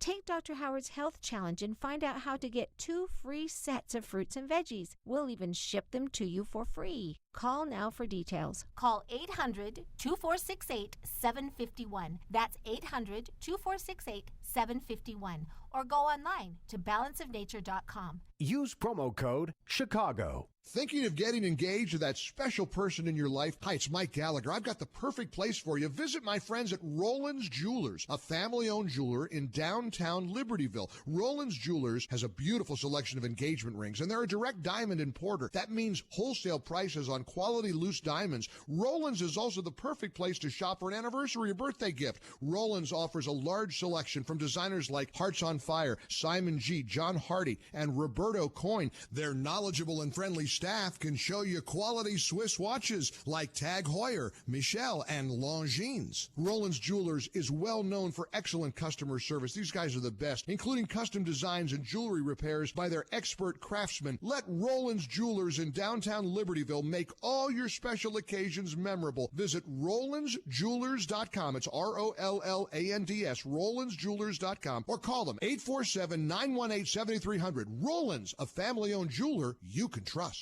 Signature Bank is Chicago's fastest-growing independently owned business bank. It's a bank where relationships still matter. Signature Bank knows your name and your story. I'm Dan Proft, and I know this because Signature Bank is my business bank. Hi, I'm Dave Geiselhart, president and owner of Home Trust Mortgage and customer of Signature Bank. When the large banks turned away from the mortgage lending industry during the financial crisis, I turned to locally owned Signature Bank. Signature Bank stepped in and helped me expand our business at a time when the larger banks wouldn't. Today, I'm proud to say Home Trust Mortgage has been able to expand our business in Illinois and the Great Lakes region. We couldn't have done that without the help of Signature Bank. Signature Bank truly helps Chicago businesses like mine grow and thrive. That's why we also became personal customers and shareholders of Signature Bank, Chicago's business bank. Signature Bank is looking for their next success story. Learn more about turning your business vision into reality. Visit signature-bank.com. Signature Bank, helping local businesses succeed. Member FDIC, Equal Housing Lender. Message and data rates may apply. Does forgetting your password make your blood boil? If technology is supposed to make life easier, then why is it so difficult to log into apps and websites? We're about to simplify your life now by giving you free access to Dashlane, the award-winning app that remembers and protects all of your passwords, making it easy to securely access all of your accounts. Get Dashlane free for life on your favorite device right now by texting PASS to 543-543. Dashlane makes life online blissfully simple, safe, and secure. Trusted by over 7 million users and 6,000 companies. Top-rated in functionality, security, and ease of use. Honored with over 70,000 five-star ratings. Dashlane, where passwords are never lost, never forgotten, and always secure. Unlock free access to Dashlane for life on your favorite device right now by texting PASS to 543-543. After texting, please enjoy a sigh of relief. That's PASS to 543-543. AM 560. The Answer. Dan, and in for Amy this morning is Kristen McQuarrie, she of the Chicago Tribune editorial board. We're talking about Trump's defense of Western civilization in Poland, which will continue, I suspect, in Hamburg at the G20 summit. Back here in Chicago, the most barbaric state in the nation. We hosted the Islamic Society of North America conference over the weekend, and Linda Sarsour had a little conversation, a little speech about civilization as well. You'll hear from Linda Sarsour, Muslim activist, at 6:36, but now we check the headlines with Mike Scott. 74 degrees, partly sunny skies this morning. Winds out of the south at 7 miles an hour in the Nissan of St. Charles newsroom. Nissan of St. Charles, home of the Lifetime Advantage warranty. President Trump and Russian President Vladimir Putin scheduled to have their first face-to-face meeting a little later on today. Highly anticipated meeting between those two leaders, likely to overshadow any other news coming out of the G20 summit. U.S. officials say at least a dozen power plants have been breached by hackers working for a foreign government. Sources tell Bloomberg the chief suspect is Russia. The officials warn attackers could be positioning themselves to eventually try and disrupt the nation's power supply. Federal judge in Hawaii is rejecting an effort to widen the exceptions to President Trump's travel ban. A challenge in Hawaii took issue with the Trump administration's decision not to include grandparents and some other relatives in exemptions from its ban. 2 are hurt after a passenger assaulted a flight attendant on a flight from Seattle to Beijing. It happened on board a Delta Airlines flight Thursday evening. A man suspected of selling an assault rifle used to shoot 2 Chicago police officers in May is out of jail. Charles Williams arrested last week in a separate case and charged with possession of a firearm by a felon. A judge ordered him released on bond Wednesday. Investigators believe Williams sold a high-caliber assault rifle to members of the La Raza gang. Illinois Governor Bruce Rauner says the 32% income tax increase is just more of the same from Illinois Democrats and Mike Madigan. Governor blasting the House Speaker yesterday after a vote to override the governor's vetoes of a $5 billion income tax increase and a $36 billion no-cut state budget that it fuels. Chicago's police superintendent defending his department again following a violent 4th of July weekend. The thing that you can't measure with violence is the violence that we actually present, and we know that we do. You just can't measure that. Superintendent Eddie Johnson called the bloodshed frustrating, but noted his officers yesterday are preventing violence as well. Chicago sports, Ryan Braun's 2-run home run ignites a 7-run third. Brewers blast the Cubs 11-2. White Sox open up a 3-game set with the Rockies in Colorado. The news, a service of Napa Auto Parts. This month, at participating Napa Auto Parts stores, the Napa Legend battery comes with a $15 prepaid Visa card by mail. So start every drive with a Legend. Save yourself some money with a Napa Legend battery. 6:34 and a check of traffic and weather on the way next on AM 560. This hourly segment is brought to you by Papa Nicholas Coffee. Papa Nicholas Coffee, a family tradition since 1897.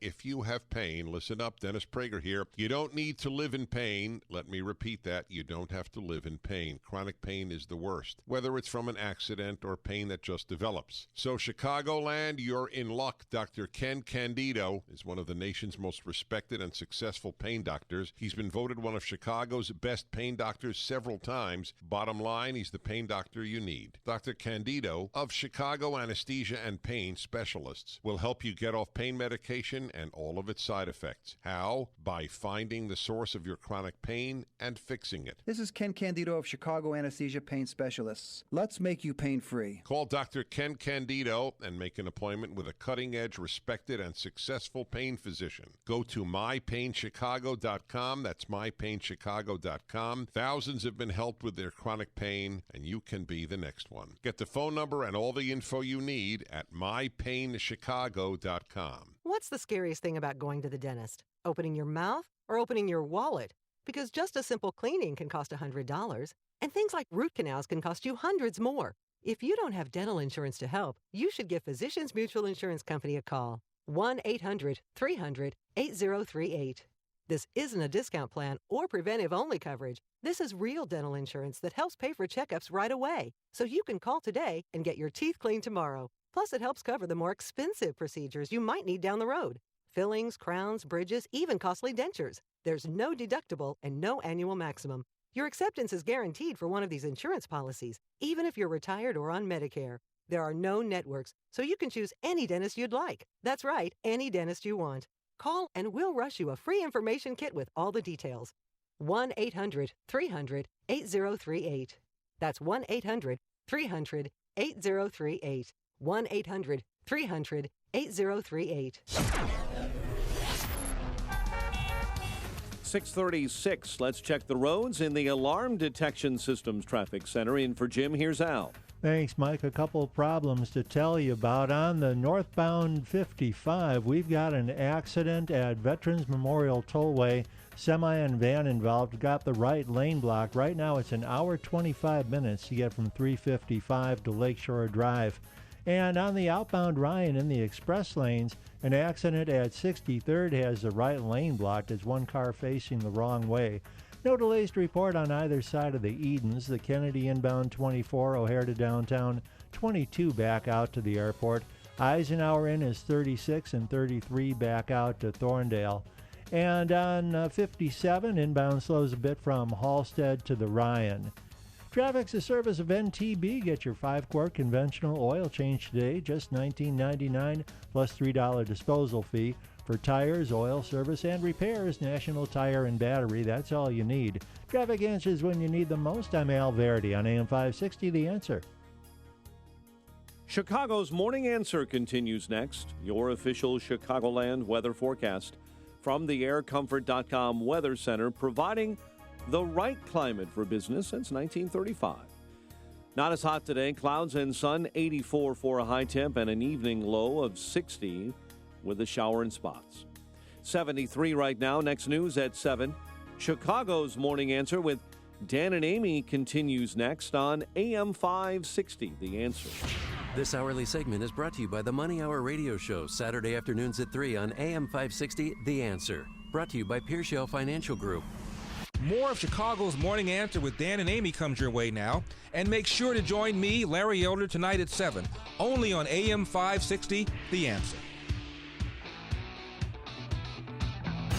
Good morning, Dan, and in for Amy, Kristen McQuarrie, Chicago Tribune editorial board. And Kristen, we were talking about Trump's speech in Poland yesterday and his referencing the ties that bind Western civilization and purveyors of Western civilization, Poland being one of them. In Chicago, the Islamic Society of North America conference this weekend. Linda Sarsour was one of the featured speakers. Linda Sarsour is a noted Islamist, I would say extremist and agitator. She's organized some of these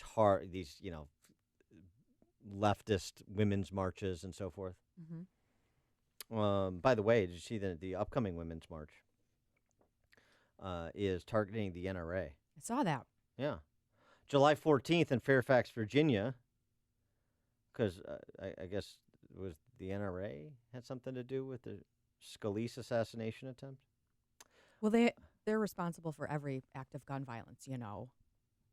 That is a nice encapsulation of what this march says. Recent actions of the NRA demonstrate not only a disregard for the lives of black and brown people in America, that's going to be news to black and brown gun owners and NRA members, but appear to be a direct endorsement of violence against women. That's going to be news to the female members of the NRA. Mm-hmm. Our families and our communities for exercising our constitutional right to protest. The protest is in response to an NRA ad that went after the media, Hollywood, other institutions that are left. They use so because the NRA expressed its view. Apparently, these march organizers, say that's targeting black and brown people, endorsing violence against women, preventing them from expressing their view. The organizers of the Women's March asking people to join them in exercising our First Amendment rights by holding a mass mobilization for our safety, calling on the NRA to take a number of actions, including taking down the recent irresponsible and dangerous advertisement videos from all social platforms immediately and issuing an apology immediately. So so we don't like what you said, so stop saying it, because you saying it is negatively impacting our ability to say what we want to say, and also causing violence against women. I think this is an extension of the Women's March, right? So people get... And the extension of the underlying logic of the Women's March. Which is not open to women like me. No. No. Pro-life women not invited. They drummed out. I am a Second Amendment supporter. I probably would not be invited at this demonstration either. But I love how they sweep all women together, because if you are not progressive or you don't wear the pink hat and you wouldn't attend an anti-NRA protest, then what am I? I don't know. It's very confusing. Right. Well, I mean, but to, in their defense, not a single woman in America voted for Trump, except the 30 million. Or supports the Second Amendment, or owns a gun, or right. No. Yeah. Supports the NRA. And they're all for robust debate. They're very concerned about their First Amendment rights, so long as they can shut up anybody who expresses a different opinion in exercising their First Amendment rights. It's all quite confusing. But going back to Linda Sarsour, because she's a good example of this confusion, listen to this. So Trump is, again, talking about Western civilization and the implicit threats to Western civilization in the 21st century in Poland. Listen to what Linda Sarsour is saying. So for those who think that, there is no real clash of civilizations going on here, there aren't people that really seek to undermine Western civilization. That's just right-wing hysteria.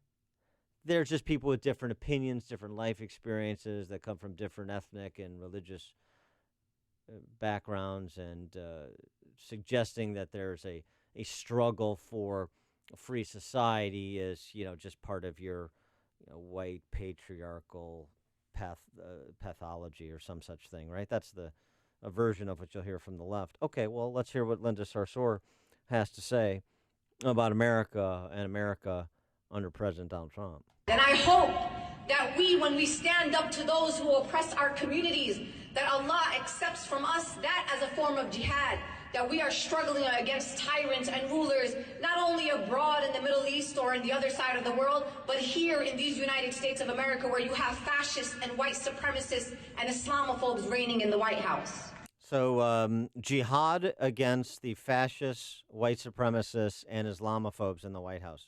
Jihad against that. Should that be taken as a threat? 312-642-5600, turnkey.pro answer line. 64636DA, turnkey.pro text line. I mean, if Kathy Griffin is going to be investigated by the Secret Service for her poor choice in artistry, should Linda Sarsour be investigated for suggesting jihad against the occupants of the White House?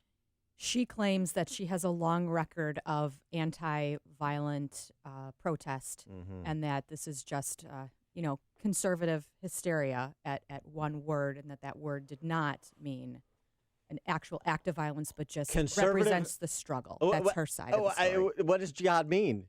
I mean, and so it's used differently. If ISIS or a radical Islamic terrorist uses it, then that means violence. If Linda Sarsour uses it, that means nonviolence?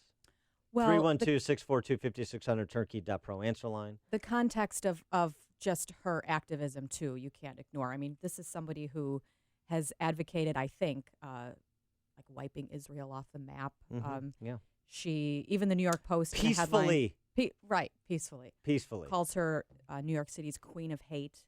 Yeah. So that's, why it became elevated. But well, here's the thing. And Linda Sarsour practices what she preaches here. What she preaches, perpetual outrage. Do not criticize me when I say that we as a Muslim community in these United States of America have to be perpetually outraged every single. When I wake up in the morning and I remember who's sitting in the White House, I am outraged. This is not normal, sisters and brothers. Those people sitting in the most powerful seats in this country is not normal. So do not ever be those citizens that normalize this administration. The good news is either there are only 5 people at this conference, or that smattering of applause represents the fact that Sarsour's opinion is a minority, even at the Islamic Society of North America conference. Well, I wake up outraged every day too, though. So maybe we hadn't, and I know you do. That's why you have this vehicle to express it and release it. That's why I just have to keep it. Yes. Under control. That's why your husband wants to move to Pleasant Prairie. Yeah. He's not taking you. Right. I don't know. He was sort of hiding the screen. Like, yeah. It's just a 1-bedroom. Right. Yeah, I don't know if I'm going to commute. Sarsour went on to also say something quite interesting about the priority, what should be the priority for Muslims in America. And again, I'm not projecting onto Linda Sarsour that she is a spokesman for all Muslims in America, the overwhelming majority who are peaceful pluralists. Okay. But when Linda Sarsour calls people fascists, she's projecting onto them her worldview. She is a fascist. And if you don't think so, listen to this. Our obligation is to our young people, is to our women, and make sure our women are protected in our community. And our top priority, even higher than all those priorities, is to please Allah and only Allah. Yeah, she said right before that part, she said, our priority is not to assimilate. Not to assimilate. Mm-hmm. And thus the philosophy that gets you no-go zones in European capitals, mm-hmm. for example. And where, I mean, I don't want to link things that shouldn't be linked, but aren't those zones also attributable to radicalization? Yes, sure. They're incubators of terrorist activity. Absolutely. Well, that's been Molenbeek in Brussels. Yeah, that's been the experience. So, I mean, it may not be causation, but it certainly is correlation. Greg in Des Plaines, you're on Chicago's Morning Answer. Yeah, Dan, I was going to say that I've heard this line from people who are apologists for Islamic violence to say that the word jihad shouldn't be considered a bad word, that it just means struggle. But they can't have it both ways. They can't have people calling for jihad and blowing people up and killing innocent people around the world and then think they can just use that term in regular conversation, and everyone around them has to just accept that it means the same as saying the word struggle. Yeah, I would also point out that Adolf Hitler's autobiography, Mein Kampf, also meant struggle. So some of these people who obsess about the word struggle have their own pathology. Thanks for the call, Greg. I mean, it's like aloha, Kristen. It can mean hello and goodbye. Sure. So I understand that struggle can be peaceful struggle. We're going to peacefully protest. We're going to make our arguments. We're going to use media. We're going to enlist volunteers. We're going to try and influence elections. We're going to run candidates for office. All fine. That's great. And maybe that's all Linda Sarsour means. But some of her other rhetoric, as you referenced, Kristen, her anti-Semitic rhetoric in particular, suggests maybe that's not all that she means either. And this was at a conference in suburban Chicago. Do you know where exactly? Was it over the weekend? It was in Chicago over the weekend. Okay. I don't know the particular conference center. I did not get invited. I'm surprised. It's news, opinion, insight. This is Chicago's Morning Answer on AM 560. The Answer.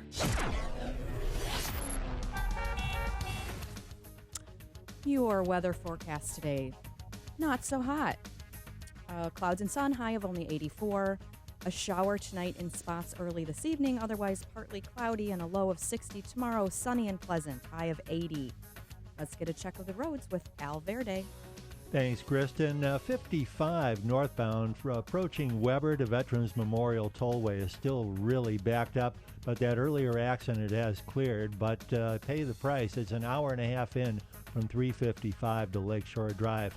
On the Edens, no delays at all. 19 either way from Lake Hook to the Kennedy Junction. Kennedy inbound 24 minutes, O'Hare to downtown 22 on the outbound trip. Eisenhower in is 38 from Thorndale to the post office, 22 in from Mannheim. To get back out to Thorndale, a 33-minute ride.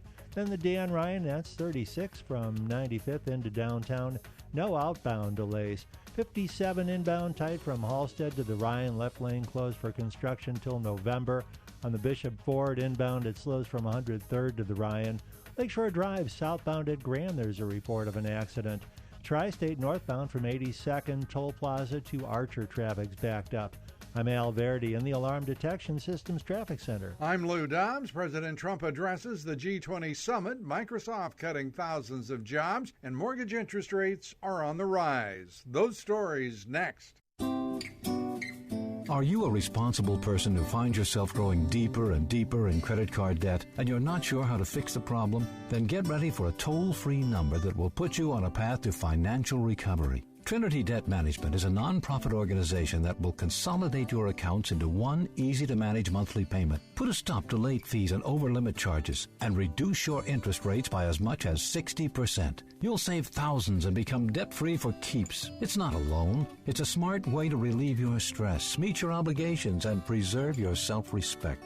If your debt has you down, we should talk. Gather up your bills and call this toll-free number for a free, no-obligation debt analysis. 1-800-990-6976. That's 1-800-990-6976. If you're in debt and you need help, call Trinity at 1-800-990-6976.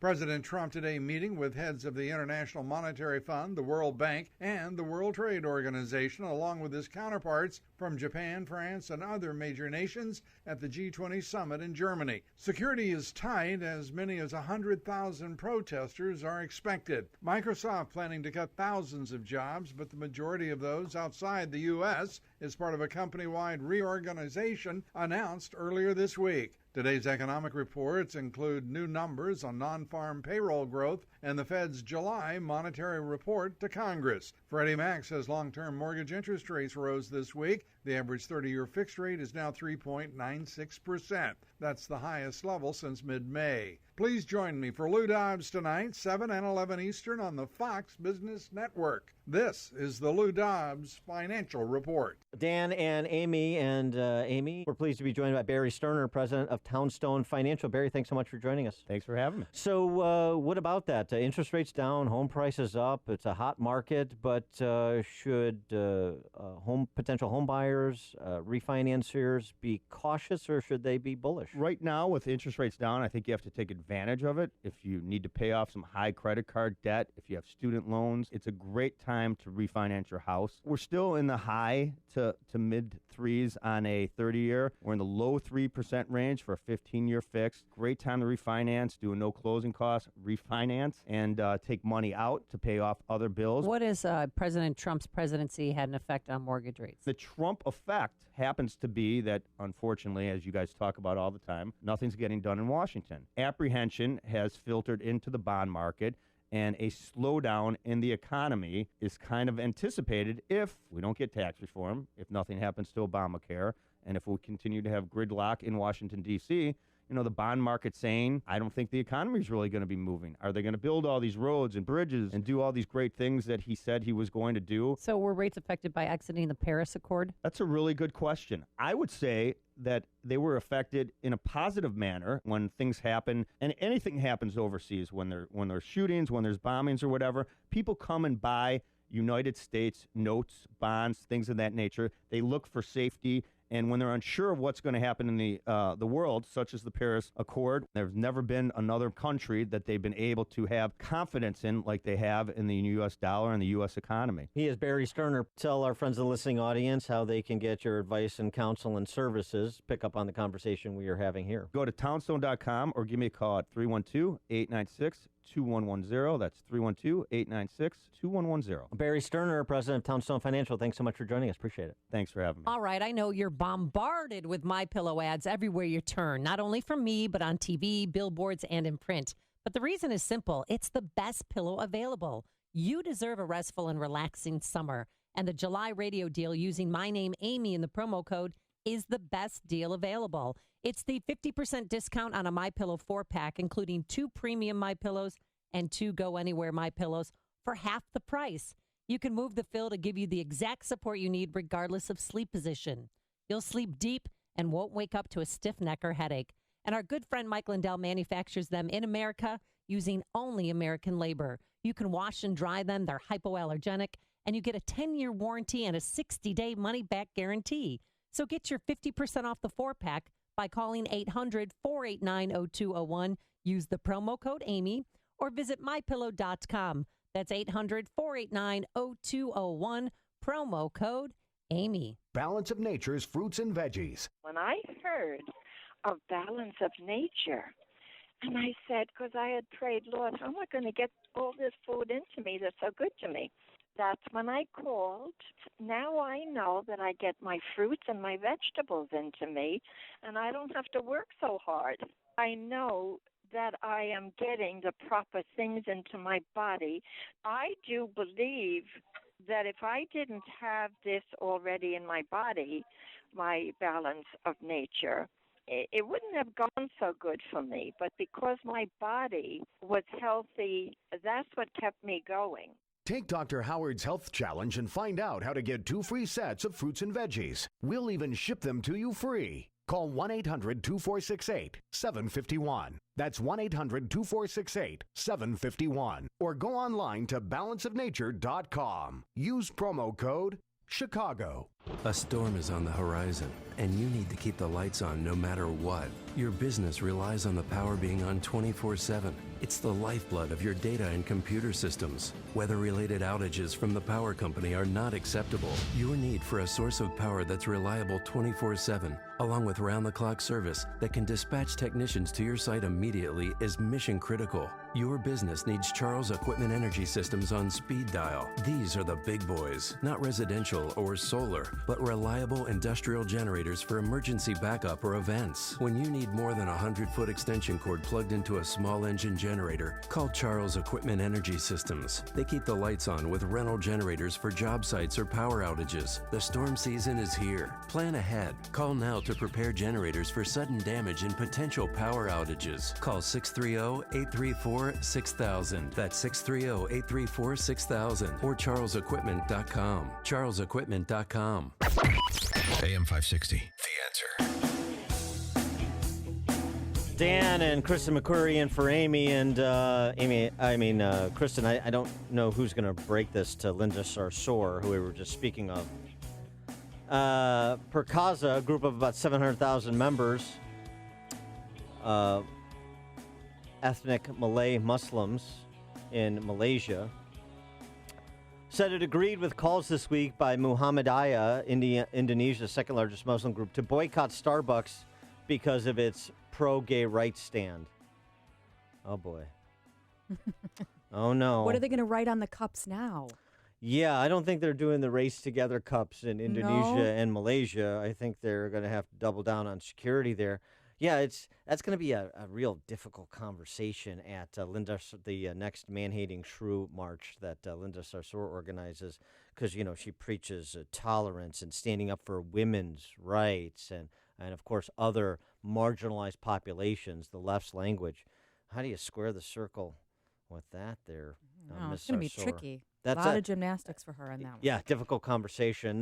Coming up, we're going to have a difficult conversation with Bret Baier because Obamacare may require compromise with Democrats in the Senate to be replaced, so indicates Mitch McConnell.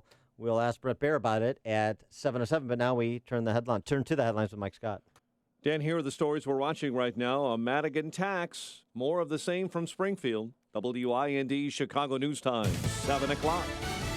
He says he'll represent our country well. I'm Dave Anthony, Fox News, and President Trump tweeted he'll fight for our interests as he meets with Vladimir Putin and other world leaders at the G20 summit, where Germany's leader just said they can only find solutions if there is a will to compromise. Fox's Simon Owen is live in Hamburg.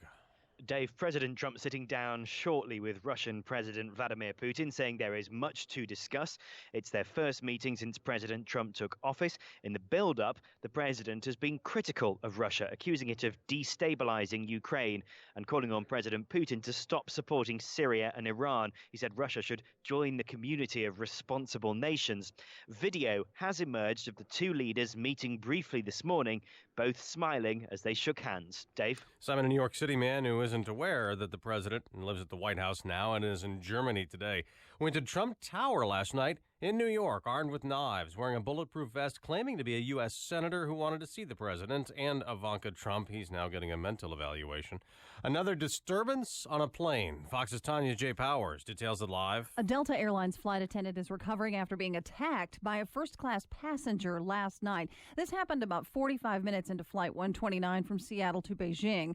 Passengers helped restrain the man while the plane returned to SeaTac Airport and police arrested him. The FBI, though, does not believe the incident was a national security threat, Dave. Tanya, a killer has been killed. The execution of William Charles Morva has been carried out in the manner prescribed by the laws of the Commonwealth of Virginia. Corrections spokeswoman Lisa Kinney, no was William Morva's last word when asked if he had anything to say before he got a lethal injection for murdering a sheriff's deputy and a security guard after escaping custody. A South Carolina prisoner who escaped Wednesday has been caught in Texas. It's Jimmy Causey's second jailbreak. He broke out in 2005 and was on the run 3 days then. Fox News, fair and balanced. 73 degrees. We have clouds and sunshine. High humidities at this hour, 89% at 7:02 on AM 560. The Answer. Good morning. I'm Mike Scott in the Nissan of St. Charles newsroom. Nissan of St. Charles, home of the Lifetime Advantage warranty. A man suspected of selling an assault rifle used to shoot two Chicago police officers in May is out of jail. Charles Williams was arrested last week in a separate case and charged with possession of a firearm by a felon. A judge ordered him released on bond Wednesday. Yesterday, investigators said they believe Williams sold that high-caliber assault rifle to members of the La Raza gang. After 735 days without one, Illinois has a state budget. House joining the Senate to override the governor's veto of a budget and tax increase approved over the weekend. And now that the General Assembly has joined with Democrats and voted to override the governor's veto, AM 560's David Stewart reports that the state of Illinois will not be out of the financial thicket anytime soon. With revenue from an income tax hike, money will start flowing to schools and universities, to social service agencies, and to federally funded road projects that require a local match. But the pile of unpaid bills stands at $15 billion, and pension liabilities may still push the state's credit rating downward. As for Governor Rauner's reform agenda, House Speaker Michael Madigan says Democrats plan to continue working with our colleagues across the aisle to address the governor's issues unrelated to the budget. Rauner said after the budget that he'll continue to push for those changes. David Stewart, NBC News Radio, Chicago. Illinois Capitol Police are not saying if the woman they took into custody at the State House is the same person who threw white powder at the governor's office ahead of the tax increase override vote. New information reveals a chaotic scene on board an American Airlines jet that caught fire last October at O'Hare. The National Transportation Safety Board released its findings yesterday from an investigation that showed chaos on that Miami-bound flight. It was on the runway when a right-side engine erupted in flames. Video shows passengers climbing over seats to get out of the plane and flight attendants getting into verbal altercations with passengers who simply refused to leave luggage behind. Brewers blast the Cubs 11-2 at Wrigley Field. Sox open up a 3-game set with the Rockies tonight, in the Bulls bringing back big man Cristiano Feliciano. But at this price tag, 4 years and $32 million? The news, a service of Napa Auto Parts. This month at participating Napa Auto Parts stores, the Napa Legend battery comes with a $15 prepaid Visa card by mail. So start every drive with a Legend and save yourself some money with a Napa Legend battery.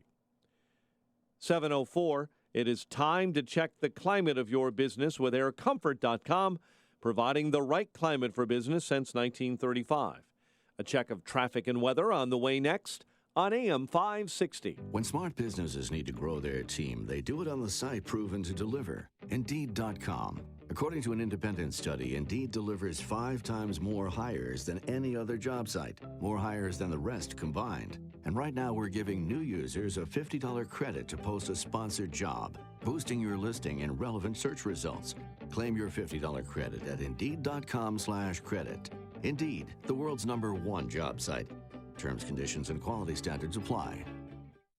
Hi, I'm Jim McCann, chairman of 1-800-Flowers.com and co-founder of Smile Farms. With nearly 80% of adults with developmental disabilities being unemployed in the United States, we decided to try and do something about it. Smile Farms makes a positive impact on the lives of those with special needs by creating meaningful work experiences at local farms and greenhouses. To find out how you can make a donation and change a life, visit smilefarms.org. That's smilefarms.org. Hi, I'm Jay Farner, CEO of Quicken Loans. Think you can't manage the down payment it takes to purchase a new home? Think again. You could move into a $150,000 home with as little as $1,500 down with our 1% down payment option. The rate today on a 30-year fixed-rate mortgage is 3.875%, APR 4.12%. Call us today at 800-QUICKEN or go to quickenloans.com. Call for cost information and conditions. Equal housing lender. Licensed in all 50 states. NMLSconsumeraccess.org number 3030. Home isn't just a place. It's a feeling. Whether you're at home, your business, or online, ADT helps keep you safe. With security systems, home automation, alarms, and surveillance. So you can feel at home, wherever you are. Go to ADT.com to get that feeling. ADT. Home. Safe home.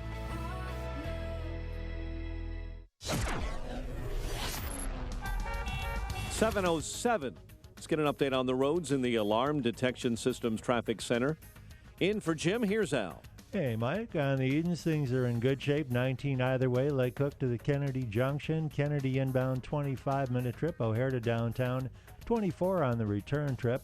Eisenhower in, Thorndale to the post office, 36 minutes, 20 in from Mannheim. There's a Gapers delay to a fire that's just off the Eisenhower at Independence. And on the outbound side, we're looking at 31 minutes. Stevenson in is 58 from 355 to Lakeshore Drive, heavy from an earlier accident. Outbound Stevenson, 38 minutes. And on Dan Ryan inbound, we're looking at 35 from 95th to downtown. Still no outbound delays. Bishop Ford inbound slows a bit from Cottage Grove to the Ryan, about 17 minutes in from 8094. No delays to report on Lakeshore Drive. Tri-State northbound heavy from 82nd Street Toll Plaza to Archer and from Reagan to the Eisenhower. Traffic answers when you need them most. I'm Al Verdi on AM 560, The Answer. Chicago's Morning Answer continues next. Your official Chicagoland weather forecast from the aircomfort.com Weather Center and our meteorologist Kevin Snyder. Today, clouds and sun, high 84. Tonight, partly cloudy with a shower in a few spots early in the evening, then becoming less humid late at night, low of 60. Tomorrow, mostly sunny, high 80, and a moonlit night, low 62. I'm Kevin Snyder on AM 560, The Answer. 74 at O'Hare. Next news, 7:30. Chicago's Morning Answer with Dan and Amy continues next on AM 560, The Answer. This hourly segment is brought to you by In the Know with Wealth Management Group, hosted by Craig Bolanos. Heard Sunday mornings at 10. This is Chicago's Morning Answer with Dan Proft and Amy Jacobson on AM 560, The Answer.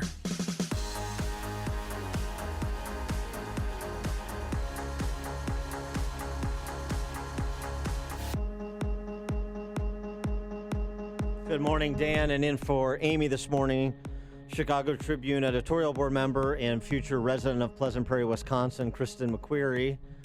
Hey there. Hey. Hey. Hey. Kristen, today we launched the Fire the 15 campaign on this show. I'm glad you could be here for this momentous occasion. Fire the 15. These are the 15 House Republicans who voted for the tax increases that went into effect yesterday. Well, effective July 1, actually, but were instituted yesterday when 10 of those 15 House Republicans voted with the Democrats to override Governor Rauner's veto of those tax hikes. Here are the 15 names. Maybe there's one in your neighborhood. I suspect there is. Steve Anderson, Geneva, Terry Bryant, Carbondale, Frank Cavaletto, C.D. Davidsmeyer, Mike Fortner, West Chicago, Noreen Hammond, David Harris, Arlington Heights, Chad Hayes, who's already announced his retirement, Sarah Jimenez in Springfield, Charlie Meyer, Bill Mitchell, probably not running again, Reggie Phillips, probably not running again, Bob Pritchard out in DeKalb, Dave Rice in Effingham, and Mike Eunice in Peoria. Those are the 15. I know 4 flipped and voted against the override. The 4 Southern Illinois reps did, and Bob Pritchard was out of the country, so he wasn't there. Doesn't matter. But for those 4 who succumbed to local pressure to vote to override, to vote not to override after they voted for the tax increase. I mean, how ridiculous is that? Who are the 4? Say the 4 again. Charlie Meyer. Okay. John Cavaletto, Dave Rice, and C.D. Davidsmeyer. Okay. So they voted for essentially, they voted for the tax hike in the budget. Then they got beat up back home, so then they changed their minds. Right. Which God, kids just have a spine, people. That's not possible. That's not what they have. They don't have a spine. I mean, if we have to rank... They have big gelatinous, they have big bulbous heads. They just kind of float on the surface of life.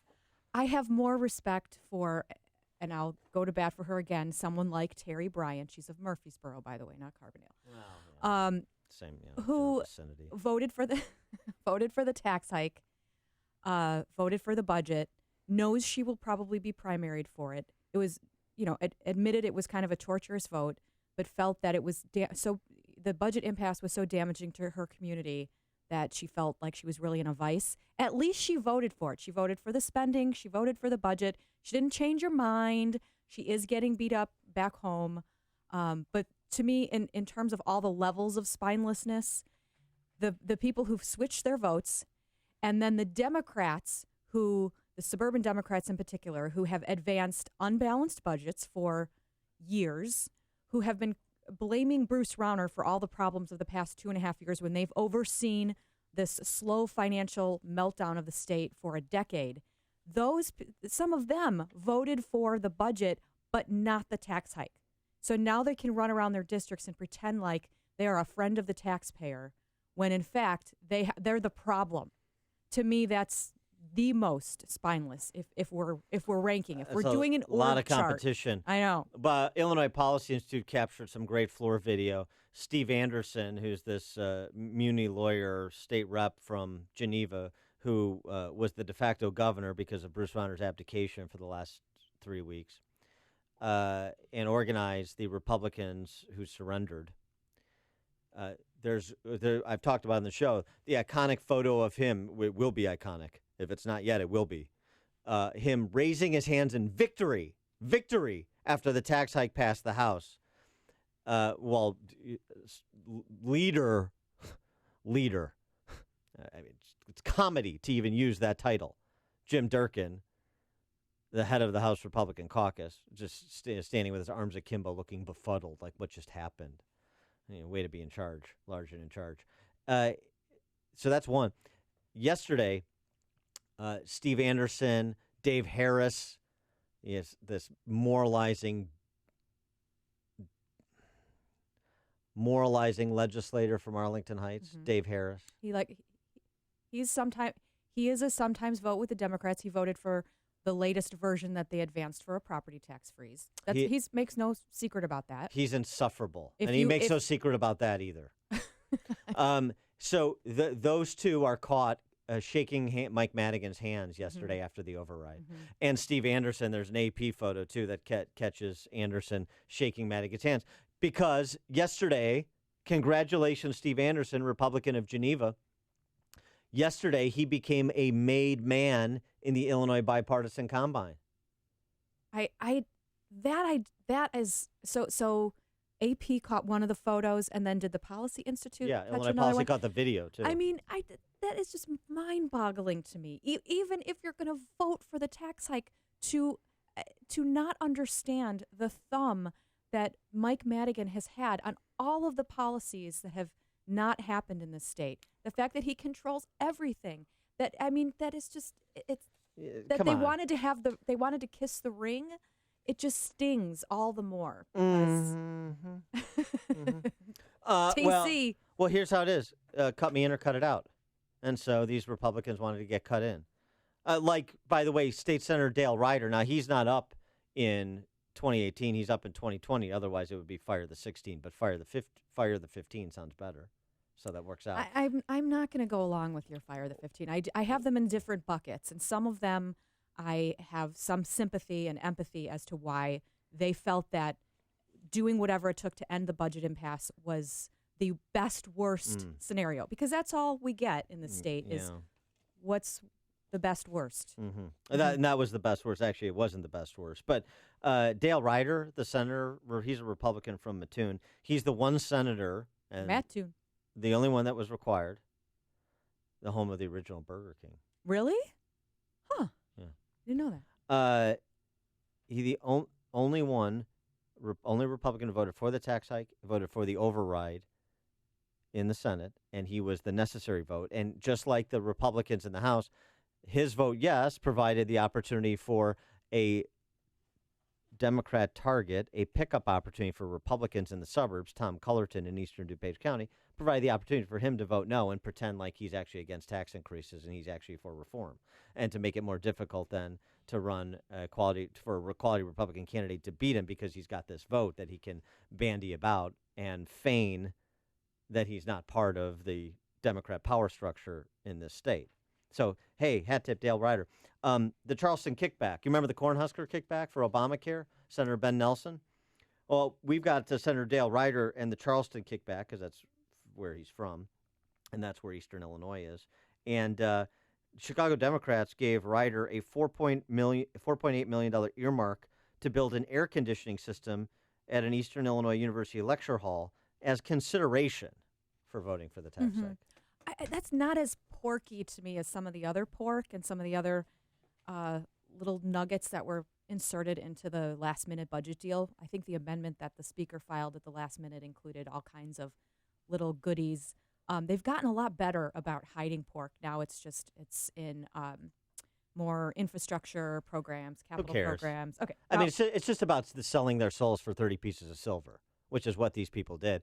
And it's the pork is ancillary when we're talking about state finances. And so is the discussion of the budget. This is not about the state's budget for this fiscal year or the last two. This is about the state's financial condition. Those are two very different conversations. To look at this budget in a silo is to ignore the burning oil derricks all around us. That's true, but I think it's important to note that the budget, which is now supposedly balanced on, I can't even say that it's balanced, on this tax hike, is the same old stuff. It does matter to me that we are shoveling money into unproven and unaccountable programs. I've got them in front of me.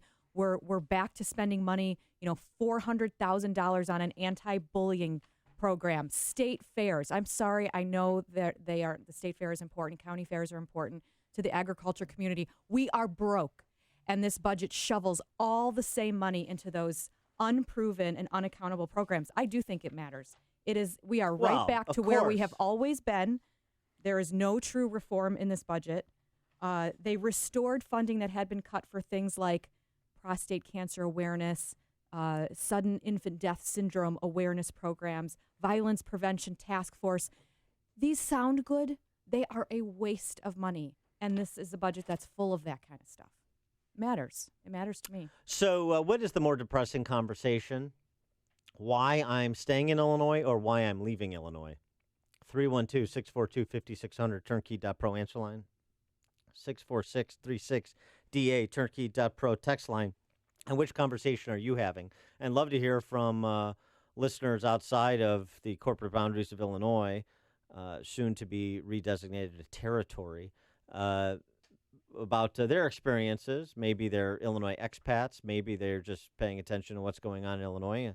We could do some comparison contrast, because not everybody lives like this. I don't know if you've heard. 312-642-5600, turnkey.pro. Answer line, 646-36DA, turnkey.pro. Text line, Pete in Montgomery. You're on Chicago's Morning Answer. Good morning, Dan. So, did the unfunded pension liabilities suddenly become funded? No. Are they fully bailed out? Not even close. Fully bailed out, no. That $130 billion in unfunded liabilities. Then nothing has changed. This tax hike does nothing for anybody. I mean, basically, that's true. The next year, we're going to be in the same position with the same downgrade coming because we didn't have a constitutional convention to change the funding structure. This is meaningless. It is meaningless, and it took away my first pay raise in 5 years. Yeah. Thanks for the call, Pete. Sorry about the pay raise. Is he right, Kristen? In terms of the pension it's meaningless? issue? I mean, I have the pension changes in front of me. They tinker with the system in a way that still wouldn't inflame public employee unions too much, but it's mostly voluntary. Was it Pete? Pete is correct that after the first pension reform bill got shot down by the Supreme Court, the legislature should have immediately sent another proposal up the flagpoles, done something with consideration, started a new 401k for incoming workers, created another tier, tried to change the Constitution to get that binding language off. Why are you? These are concrete things that the legislature could have done. No, I know. I wish that Illinois in any way had any possibility of venturing into that woozy dreamland you're describing. Oh, well, no. So because we've done nothing 2.5 years after the Supreme Court shot down the last pension bill, the liabilities in the fund are now up to, I mean, they're climbing at a rate that will far outpace anything that this new tax hike is going to bring in. So we're continuing on this sliding scale of just chasing debt. Alyssa in Wisconsin, you're on Chicago's Morning Answer. Hi, good morning. I am an expat of Illinois. I just recently moved to Pleasant Prairie, Wisconsin, actually. Oh. Nice. Let me know of any houses for sale on your block. Yeah, Kristen McQuarrie is going to be over to borrow some sugar in the next coming weeks. Could have used you last week. My entire neighborhood actually is former Illinois people. It's amazing. The housing market is completely booming up there, and every time you drive up and down houses that have sold signs in them, they've got Illinois plates. And what's interesting is my folks live about 2 miles south of the Illinois border, and they're paying $15,000 a year in property taxes. Yes, right. Thanks for the call, Alyssa, and we'll miss you. But please continue to listen and tell us how life is on the other side of the cheese curtain. Here's the thing. We did a story when we did the analysis of Lake County property taxes in Lake County Gazette, which is one of my publications. Cross Lake, Antioch versus the Antioch side, the Illinois side, versus the Wisconsin side. Bigger house, half the property taxes is the upshot. So the Pleasant Prairie house I was looking at, really expensive, out of my price range, close, $700,000. Oh, but the property. Oh, that Tribune money? On, lakefront property, beautiful home, lots of acreage, property tax bill of about $15,000, which I know sounds like a lot of money. In this state, it would have been triple that easily. Yeah. You got an address on that? It's not outside of my price range. I'll send you it. I'll tweet it. Please, no, don't tweet it. I don't want to get in a bidding war with Dan Proft. Dane in Highland. Good morning, team. I moved over to Highland, Indiana about a year ago. I saw where the state of Illinois was going, straight down the pipe, and I tried to get out of there as quickly as possible. The problem is I still work in Illinois. Well, don't worry about that. We're going to get rid of most of the jobs that are remaining outside of the public sector, so you won't have to worry about your job much longer. But don't you feel foolish that you thought Illinois was going down the drain, and now you see, look, we've got a budget. We have a budget. Isn't that great, Dane? Yay. You're living in West Detroit. Don't you feel silly? Thanks for the call, Dane. Terry in Lake Villa. Yeah, thank you. I'm just wondering, is this really a balanced budget? No.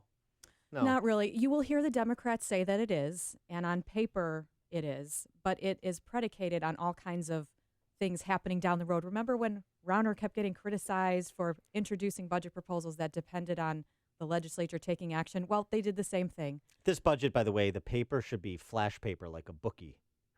That's how what the budget should be written on. Are they balancing it with borrowing? There is some borrowing for the backlog of bills. Yes, there is that. As far as I know, that's the only borrowing. But we've been talking a lot about the income tax hike.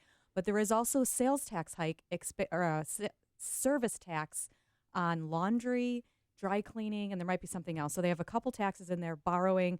And then they did do some across-the-board cuts. They're not terribly dramatic, but most state agencies are seeing a little bit of a haircut. For the Democrats, that's real change, I guess. But I would say it's balanced on paper. Thanks for the call, Terry. Revolt or bolt is the question. Anthony in Plainfield. Hi, Dan. Thanks for taking the call. I really want to bolt, but family issues keep me here, and I think that's the worst case because you got to leave, but you're stuck. Yeah. No, I know. I mean, that's it. That's exactly it. Thanks for the call, Anthony. I mean, you don't hear anybody saying, no, I mean, very few people. I guess some people that are insulated from terrible public policy or just like left-wing apparatchiks. But very few people that I speak with across the spectrum, just in everyday conversation, are saying, no, I'm staying in Illinois because, I mean, I just think this is great, what's going on. They say family, they say job, kids in school, which is an extension of the family conversation. Nobody says, and I think this is where I'm going to get a good return on my investment. Mm-hmm. I think this is taxes are low. This is a state on the come. Right. I'm staying because I'm going to start a business here. When was the last time you heard somebody say that? Isn't there a part of you, though, that is kind of rebellious enough that you don't want to be forced out? Yes. I don't want to be forced out. At the same time, I live in the city. I am looking at all the debt piling up and knowing that's exactly where my taxes are going and there's no way out of it. There's just not enough money. I just wrote a column about that. Go read it. It will never be enough between Cook County, the city, and the state. And the calculation somebody like you has to make too. I can afford to be antagonistic because I don't have children. But if you have children, then you're like, look, I'm saving for their college and so forth. Also, too, I want to leave something behind for them. I don't want it all to be gobbled up by the state. And so I understand why people leave and say, I've taken as much of a fleecing as I'm going to take for what I get in return, and I've got other considerations. I'll stay and fight. You guys can leave. I'll be you and Hayek. You and the professor. Me and Hayek. You got to think of his future, I mean. He is also going to be relocating to Florida officially. Okay. 181 days. And I'll be the Whitaker Chambers of Illinois. La la la la la la ka-ching. The more you listen, the more you'll know. This is Chicago's Morning Answer. Morning Answer on AM 560. The Answer. If your roof is needy, if your roof is leaky, call Grumweedy. If your roof isn't right after it's stormy and shingles are curly, call Grumweedy. If your roof is looking needy, call Crumweedy. This is Mark Olson of Crumweedy. And I'm Greg Olson from Crumweedy. We are a third-generation family-run business. We've been doing Chicagoland roofs since 1953. You really can't do that unless you do really amazing roofs. We share the same conservative values as you, and we really want to do your roof. Here's what you can expect. First, no high pressure. You make the choice. Whatever option you choose, count on getting a roof that lasts at a fair price. You see, application is really the key. We follow the manufacturer's specifications so your warranty is intact. A lot of companies don't do that, and that could really void your warranty. No horror stories here. The roof you need that will fix your problems. When your roof is needy, call Grumweedy. For your needy roof, go to myroofisneedy.com. myroofisneedy.com. Tasty Catering is bringing outdoor happiness to you and your coworkers this picnic season. Down-home barbecue, street tacos, sausages and sandwiches, steaks, chops, fish, Greek feasts, pig roasts. The list goes on. Tasty Catering picnic foods are more deliciously sophisticated than ever. With so many great options, everyone will be happy. Organic, gluten-free, vegetarian, vegan, and dairy-free options never tasted so picnicky. And your picnic doesn't stop with amazing freshly grilled food. Entertainment, rentals, decor, venue selection. Get everything you need with one single call to Tasty Catering. Inflatables and crafts for the kids, games and athletics for the teenagers. beverage packages and entertainment options for the adults, there's so much to choose from. The best company picnics start at tastycatering.com. View picnic menus, entertainment options, picnic spots, and more. Visit tastycatering.com. tastycatering.com. You are about to hear from Dr. Douglas Howard. After 20 years and tens of thousands of success stories, Balance of Nature is still the only pure whole food supplement available. Balance of Nature has served more than 500 million servings of fruits and vegetables. Don't accept imitations, copies, or substitutions. Our success stories are unique to Balance of Nature's fruits and veggies. You'll know you have the real thing when you open the bottles and see, smell, and taste real produce. It is worth every penny I pay because they really have made such a difference in my life. It is making me feel a whole lot better. Even my doctor thought it was a good product. Take Dr. Howard's Health Challenge and find out how to get 2 free sets of fruits and veggies. We'll even ship them to you for free. Call now for details. Call 800-2468-751. That's 800-2468-751. Or go online to balanceofnature.com. Use promo code Chicago. AM 560, The Answer. Now, Kristen, it's not all bad news. Lotto and Powerball are funded. They're back up and running. They are. And as one tweet I got last night pointed out, now you have a chance for retirement because Lotto and Powerball are back up and running. Well, yeah. So there's that. You can pay your taxes maybe, but with with those winnings. We'll pick up our discussion, including how much culpability the governor deserves for what came to pass when we talk to State Representative Tom Morrison, Republican from Palatine, at 7:37. But now we check the headlines with Mike Scott. 74 degrees, cloudy skies. We've had some strong storms cross the area early this morning to the north and right now over northwest Indiana. Our friends in Michigan, good morning to you. You've had some very severe storms, thousands without power from Grand Rapids all the way down to the Indiana state line. The Nissan of St. Charles newsroom, Nissan of St. Charles, home of the Lifetime Advantage warranty, and here are the stories we're following right now. Officials do believe that Russia may be behind the hacking of a dozen power plants in the U.S. Sources telling Bloomberg and other outlets that the hackers appear to be working for a foreign government and could be positioning themselves to eventually try and disrupt the nation's power supply. Officials say a general alert was distributed to U.S. utilities a week ago. President Trump, Russian President Vladimir Putin meeting for the first time today, face-to-face. Leaders at that meeting in the G20 summit in Hamburg are allowing the side meeting between the two.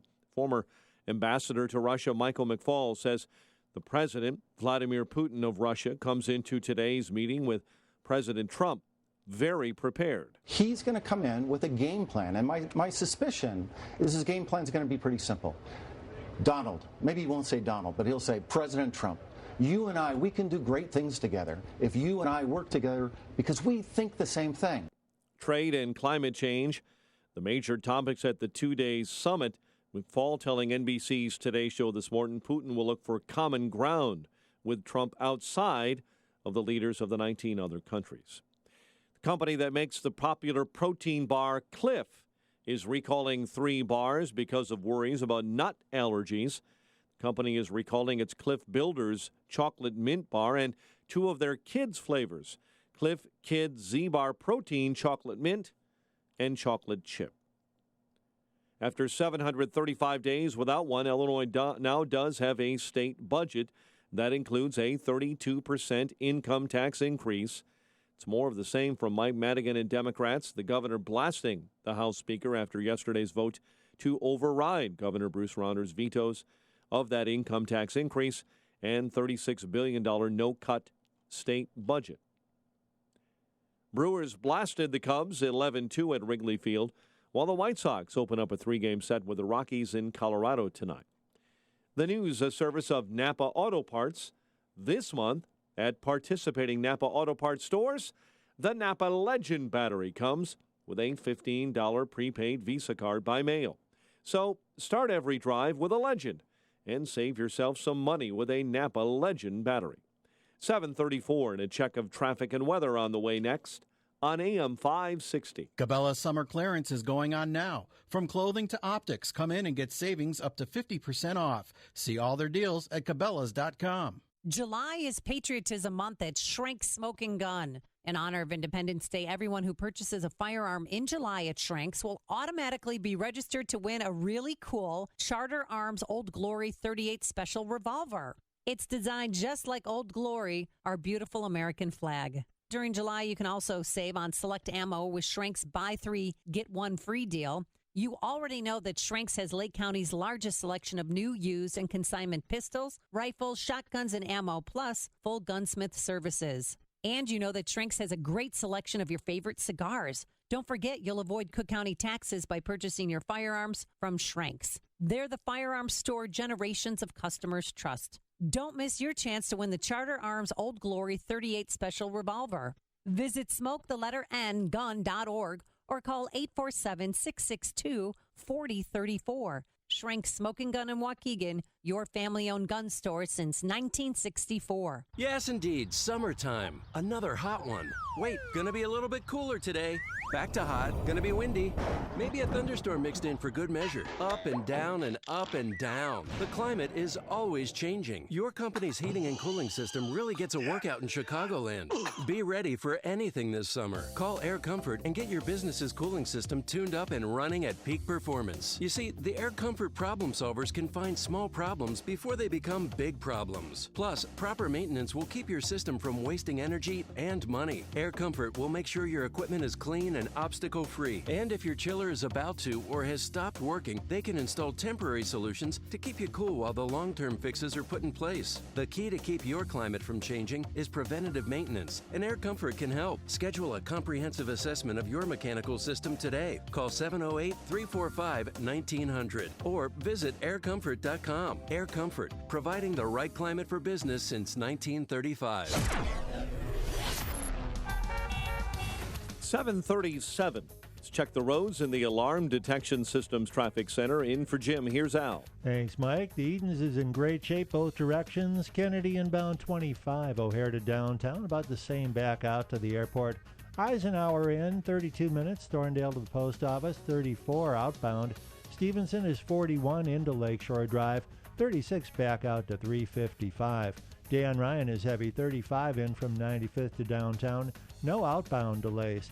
Then on the Tri-State, northbound slows from 95th to the mile-long bridge, heavy again from the Stevenson to the Hinsdale Oasis, and once more from the Reagan to the Eisenhower, and the ramp to westbound 290, that's slow as well. And Veterans Memorial northbound from 63rd to the Reagan, that's backed up.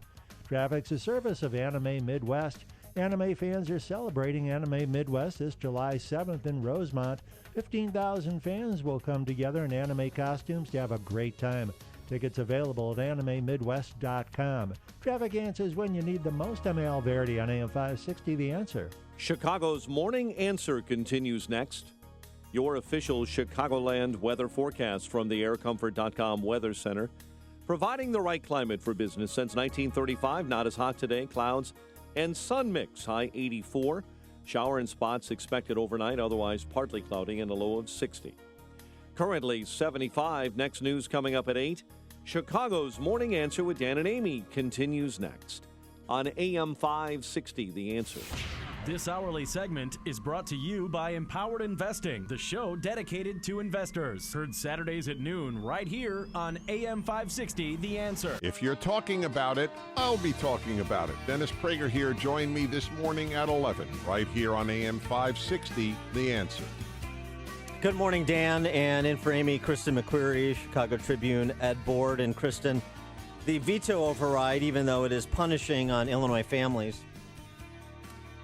because of the taxes it imposes and the Ponzi scheme it props up for just a little while longer, was politically beneficial to Governor Rauner. May have salvaged his governorship because he now gets to be the guy who vetoed the tax increase only to be overridden by the political class in Springfield. It gives him an opportunity to stand against both Republicans and Democrats and try and recapture a little bit of that maverick outsider brand that he had when he was a candidate that he's otherwise spent the last 2.5 years diluting, including the last 2.5 weeks, where he was in exile, effectively, intellectually, at least. He was not around. He was not part of any of the last-minute negotiations. If you think that would have been helpful, I don't know. But the leaders' meetings, they met without him. So. He's tried to play the inside game, and he's gotten beaten at every turn. He's, rather than stoking the revolt, he's been the I'm going to be a reasonable compromise guy, and he spent most of the time on this matter of the budget and tax increases and structural reforms talking to himself in public, which is unappealing. And then he issues statements like this in response to the veto override yesterday. He said, today was another step in Illinois' never-ending tragic trail of tax hikes. Speaker Madigan's 32% permanent income tax increase will force another tax hike in the near future. His tax and spend plan is not balanced, does not cut enough spending or pay down enough debt, does not help grow jobs or restore confidence in government. It proves how desperately we need real property tax relief and term limits. Now more than ever, the people of Illinois must fight for change that will help us create a brighter future. He's right about the forthcoming tax hikes. Pritzker gets in, let's just say, for example, even Kennedy. Then you'll see, and Democrats, thanks to the surrender Republicans, continue to enjoy their majorities, maybe regain a supermajority in the House, who knows. Then you'll see a move to tax pension income. You'll see a move, maybe even to amend the Constitution to graduate the state income tax. You think Rauner will do this? No, if you have a Democrat governor with Democrat majorities or supermajorities in the General Assembly, you will be California minus the property tax cap. Although they didn't do, it's one of the things that irks me when Democrats take their anger out on Rauner or Republicans for those reasons, no graduated income tax, and for letting the 2011 tax expire. They could have done it. They had a supermajority and Pat Quinn for 6 years begging them to do it. They didn't do it. So I don't know that under a Democratic governor it would be. Well, sure, because you'll have Republican cover. That's what happens here. They raise taxes when they have surrender Republicans provide political cover, so they maintain their majorities. That's how Madigan's always done it, and he will continue to do it that way. You know why? Because it works. But he also doesn't need cover. In 2011, after that tax hike, not a single Democrat lost a seat. They gained supermajorities in 2012. Now, it was under the new map. That speaks. But that was after a 67% four-year income tax hike. That speaks to the quality of the leadership of the Republican Party. But I could just going back to this Rauner statement, I have to say something about this. You know why he's irrelevant, and it's largely been irrelevant. Partly because of his absence. That's a choice, and also because of this sort of milquetoast statement. Namby-pamby, nothing statements after a watershed moment in Illinois history generating unprecedented levels of anger and exasperation. This is different than even 2011, which isn't that long ago. So here's what he does, these statements.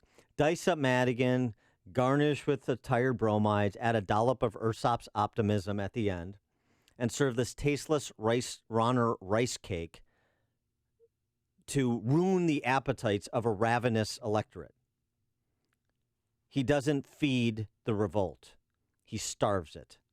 And that's why, despite the destruction that was wrought before him and the destruction that's continuing to be wrought with him at the hands of Chicago Democrats with surrender Republicans, he is in real jeopardy of not being reelected. It's pathetic. It's pathetic. It in no way is a proper adjective to apply to Rauner anymore. Maverick. That's not what he's been. He's got a very short period of time to decide who he's going to be. Is he going to be the transactional, amoral politician that I think he is, and I have from the beginning? He's Rahm Emanuel. And just try and win the press war each day and try and accomplish nothing big and offer nothing big. Just try and grind it out the way Tiny Dancer's in the city.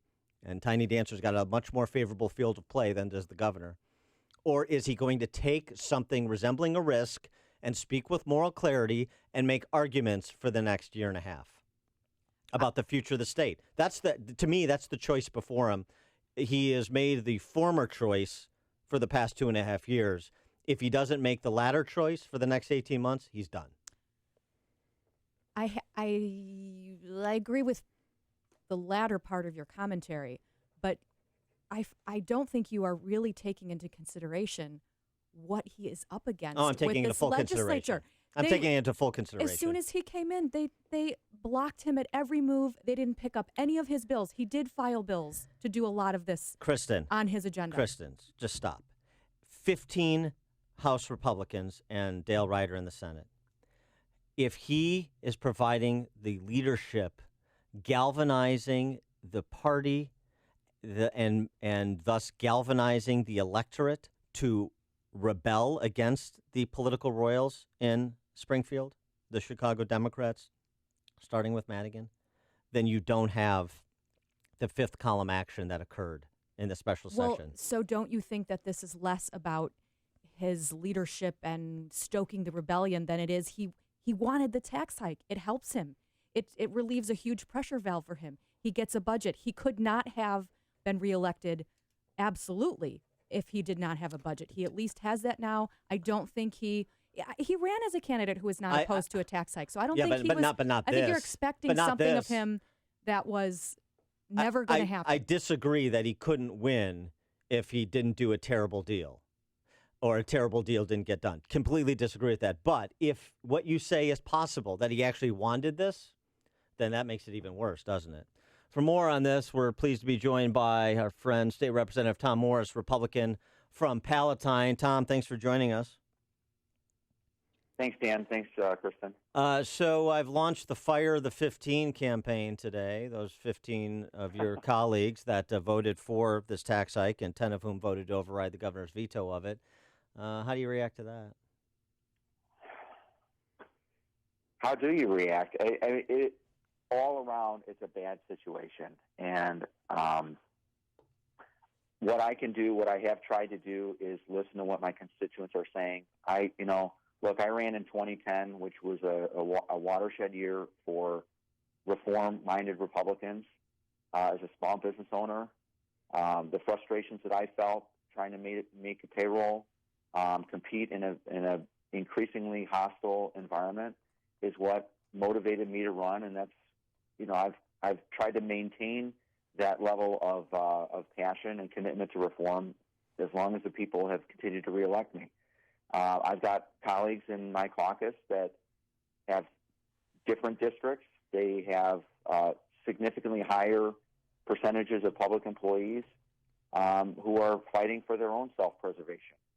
And that's really what the fight is about. And I don't think it's right to raise taxes, maintain the same status quo for the entire state.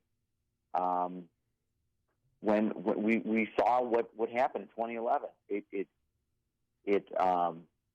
accelerated the exodus of people wanting to leave the state, actually leaving the state. It puts us in a worse situation when we're shrinking our tax base at the very time when our budgets continue to expand because of pensions, because of Medicaid.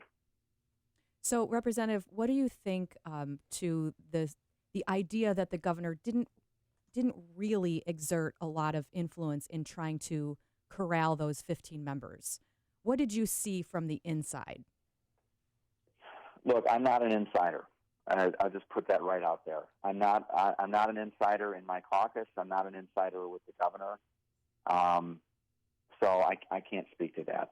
Well, Dan and I are in a fight, so pick a side on this. Pick a side on this point. I don't put all 15 in one category.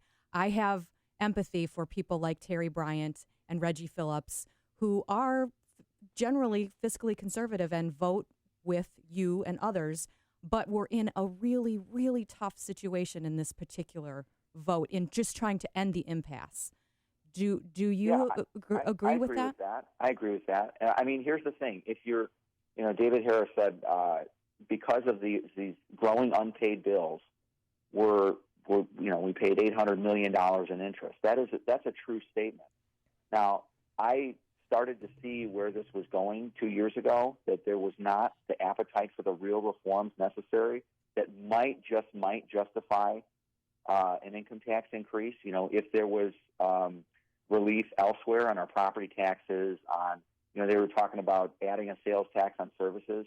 Where's the talk about reducing the sales tax then on goods that just maybe might justify that? Where are the reforms that would give us confidence, give us as taxpayers confidence that we're actually going to stop the growth in the unfunded liability in pensions or the growth in Medicaid? Where are the really significant reforms like you see in Indiana and some other states with Republican leadership, real Republican leadership, that would cap the growth in those programs? And over time, you didn't see that. And so, you know, the best, most honest thing to do is to tell our citizens, no, we can't do this. We're going to shut it down. Yeah, there were four of us who voted. Well, Tom, not to interrupt, but this is exactly it. This is what the Republican Party fails to do, generally speaking. I'm not speaking to you specifically. Explain to people what the numbers are, what the deal is, what the challenges are, and make your case rather than just stake out a position. Let's use Eastern Illinois University as an example, since that was the lever for both Dale Ryder in the Senate, the one Republican who got the tax increase over the hump in the Senate, and Reggie Phillips, one of the 15 surrender Republicans. EIU has received $515 million in state subsidies over the last decade. Subsidies are up 40% over that time, while enrollment at EIU is down 40%. The graduation rate, 32%. The tuition versus conference peers, Eastern Illinois University versus in-state tuition for Indiana State across the border. Eastern Illinois is 11,730 for in-state. Indiana State is 8,746. 1,300 employees at 1,300 or so employees at EIU. $100 million in salary funded by taxpayers. $180 million budget to graduate 900 students per year. $180 million budget to graduate 900 students per year.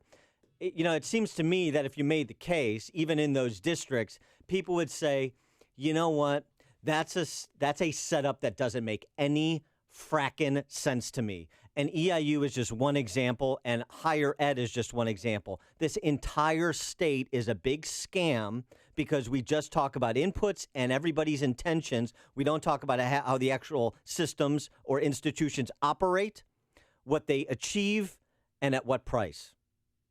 Yeah, no, that's an excellent point. And that's why one of the things, when we talk about consolidation of government, that is one example of that. You know, why do these schools have, if they're shrinking in student population, why don't we shrink the entire university rather than maintaining the bloated administration, the bloated numbers of professors? That's what the private sector has to do, that constantly. You make adjustments based upon the realities. And what we saw is, protecting the provincial interests. Do you think there should be... Do you think there should be a leadership change in the House for House Republicans? Is it time for Durkin to give way to somebody else?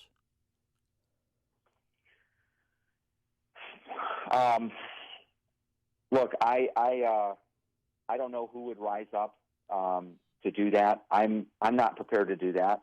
There are people in this caucus who I more agree with, in terms of where the direction of the state should go. But I don't know who would step up and make that challenge at this point. What would you say about, do we have time for one more question? Yeah, go ahead. What would you say so the Democrats are going to go around, and they already are, talking about the budget that they passed, that it was bipartisan, that it was balanced, that it spent less, that it did have cuts in it. What is the response from the Republicans to them now going around talking about the actual budget? Because some of that is true. It does have cuts in it.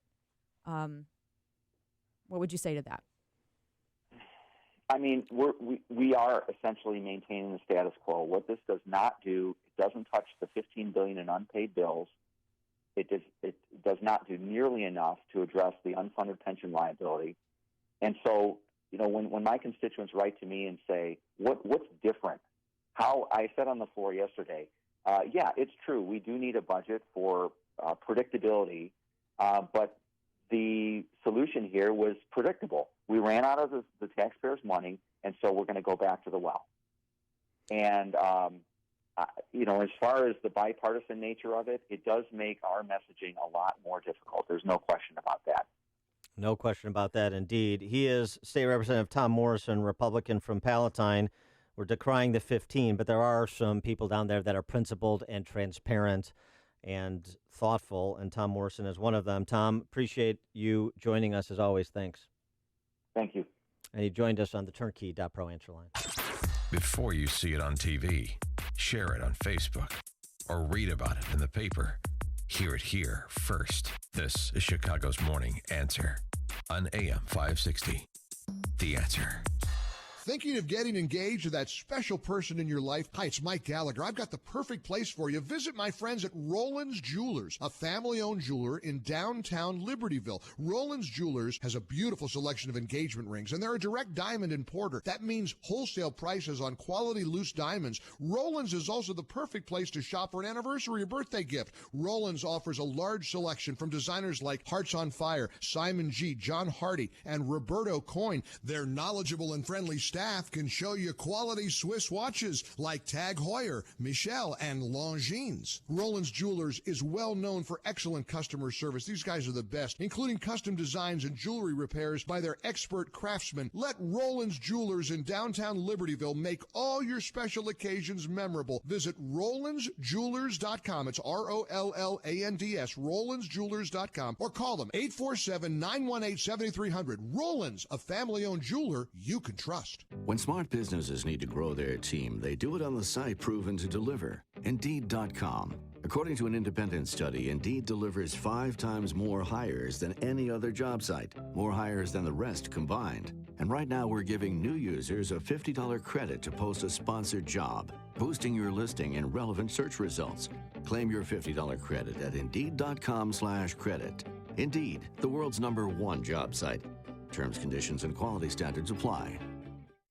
Hi, I'm Jim McCann, chairman of 1-800-Flowers.com and co-founder of Smile Farms. With nearly 80% of adults with developmental disabilities being unemployed in the United States, we decided to try and do something about it. Smile Farms makes a positive impact on the lives of those with special needs by creating meaningful work experiences at local farms and greenhouses.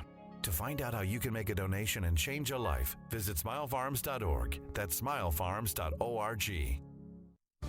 A great smile can make you feel happy and confident. So when you consciously conserve your teeth, that glowing smile will show through. At Best Dental Group, Doctors Economos, Gevalis, Joshi, and their staff are ready to help you create that perfect look or maintain the one you have now. Along with general dentistry, Best Dental Group is a multidisciplined practice with an orthodontist, periodontist, and prosthetic specialists on site. They use the newest breakthroughs in dental technology, such as titanium implants, Invisalign clear braces, and laser treatments. Don't let fear get in the way. They can recommend sedation to make your experience as comfortable as possible. Best Dental Group is located in historic downtown Bartlett and is a multilingual office. Call 630-830-4930. That's 630-830-4930. Or visit bestdental.org. Best Dental Group, sharing your conservative values and helping you to conserve your teeth. This is Dan Proft with 60 Seconds of Sanity, sponsored by Upstream-Ideas.com. On the occasion of America's 241st birthday, take a moment to celebrate economist Thomas Sowell's 87th. The latter complements the former. Born in the Jim Crow South in 1930, Sowell's family was without electricity or hot running water. No one in his family had gone beyond the 6th grade. Sowell graduated magna cum laude from Harvard, earned his Ph.D. in economics from the University of Chicago. He then spent the last half-century as one of the most prolific and persuasive economists advanced of free minds and free markets in American history. Make some time away from the grill this holiday to peruse Sowell's Conflict of Visions primer on competing schools of political thought if you haven't. Because other than Milton Friedman, no American economist has better harnessed his intellect to make economics accessible to the everyman. An example of Sowell's succinct summaries? The first lesson of economics is scarcity. There is never enough of anything to satisfy all those who want it. The first lesson of politics is to disregard the first lesson of economics. In his farewell column at the end of 2016, Sowell wrote, "We cannot return to the past, but let us hope we can learn something from the past to make for a better present and future. The more who learn from Sowell's life's work, the better the present and the future will be for America." 7:59. Let's get an update now with the stories we're watching on AM 560 The Answer. Governor Rauner says a Madigan tax hike, more of the same from Springfield. We'll get reaction to yesterday's veto override. Chicago's top police officer defends his department following a violent weekend. Not as hot today with clouds and sun. WIND Chicago News Time, 8 o'clock. Listen and keep an open mind. I'm Dave Anthony, Fox News. That's German Chancellor Angela Merkel's message at the start of the G20 summit. Solutions can only be found if we are ready to strike a compromise, if we accommodate each other's views. We'd all like to be a fly on the wall when President Trump soon meets the Russian leader. Fox's Simon Owen live in Hamburg, Germany. Dave, after months of build-up, President Trump and President Vladimir Putin sitting down for talks for the first time since the president took office. No word on what they'll discuss, including whether the president plans to raise U.S. concerns about Russian meddling in the 2016 election. We've seen a glimpse of the two leaders meeting briefly and informally earlier today, shaking hands and smiling. President Trump pats President Putin on the back. In the meantime, Mr. Trump holding talks with the president of Mexico. Dave? Now, Simon, near the summit, thousands of anti-capitalists out protesting. Some have been violent, setting fires, throwing bottles at police. More than 100 officers have been injured. As a precaution now, police aren't letting First Lady Melania Trump leave her residence there. Just ahead of the Putin-Trump meeting, Russia has released an opposition leader, Alexei Navalny, jailed for organizing a mass protest in Moscow.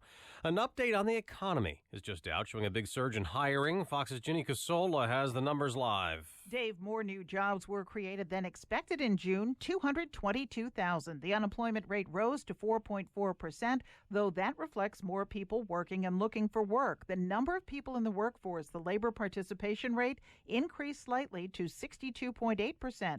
Workers were not seeing significant raises, though. Average hourly pay rose by 2.5% compared with a year ago. That's below the 3.5% pace considered typical for a healthy economy, Dave. And on Wall Street, stock futures are rising before the opening bell. Fox News, fair and balanced. 74 degrees, mostly cloudy skies, some strong storms crossing the area, northwest Indiana, for instance, right now. And again, darkening skies over the northwest suburbs and into downtown right now in the Nissan of St. Charles newsroom. Nissan of St. Charles, home of the Lifetime Advantage warranty. A man suspected of selling an assault rifle used to shoot 2 Chicago police officers in May is out of jail this morning. Charles Williams was arrested last week in a separate case, charged with possession of a firearm by a felon. A judge ordered him released on bond this week.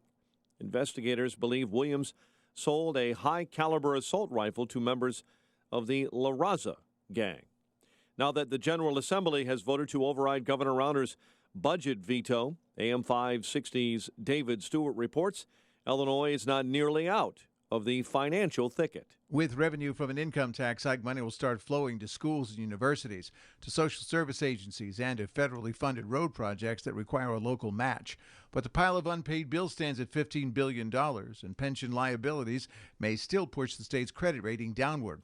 As for Governor Rauner's reform agenda, House Speaker Michael Madigan says Democrats plan to continue working with our colleagues across the aisle to address the governor's issues unrelated to the budget. Rauner said after the budget that he'll continue to push for those changes. David Stewart, NBC News Radio, Chicago. The Cook County Sheriff's Office faces cuts if a judge doesn't allow a countywide soda tax to take effect by August.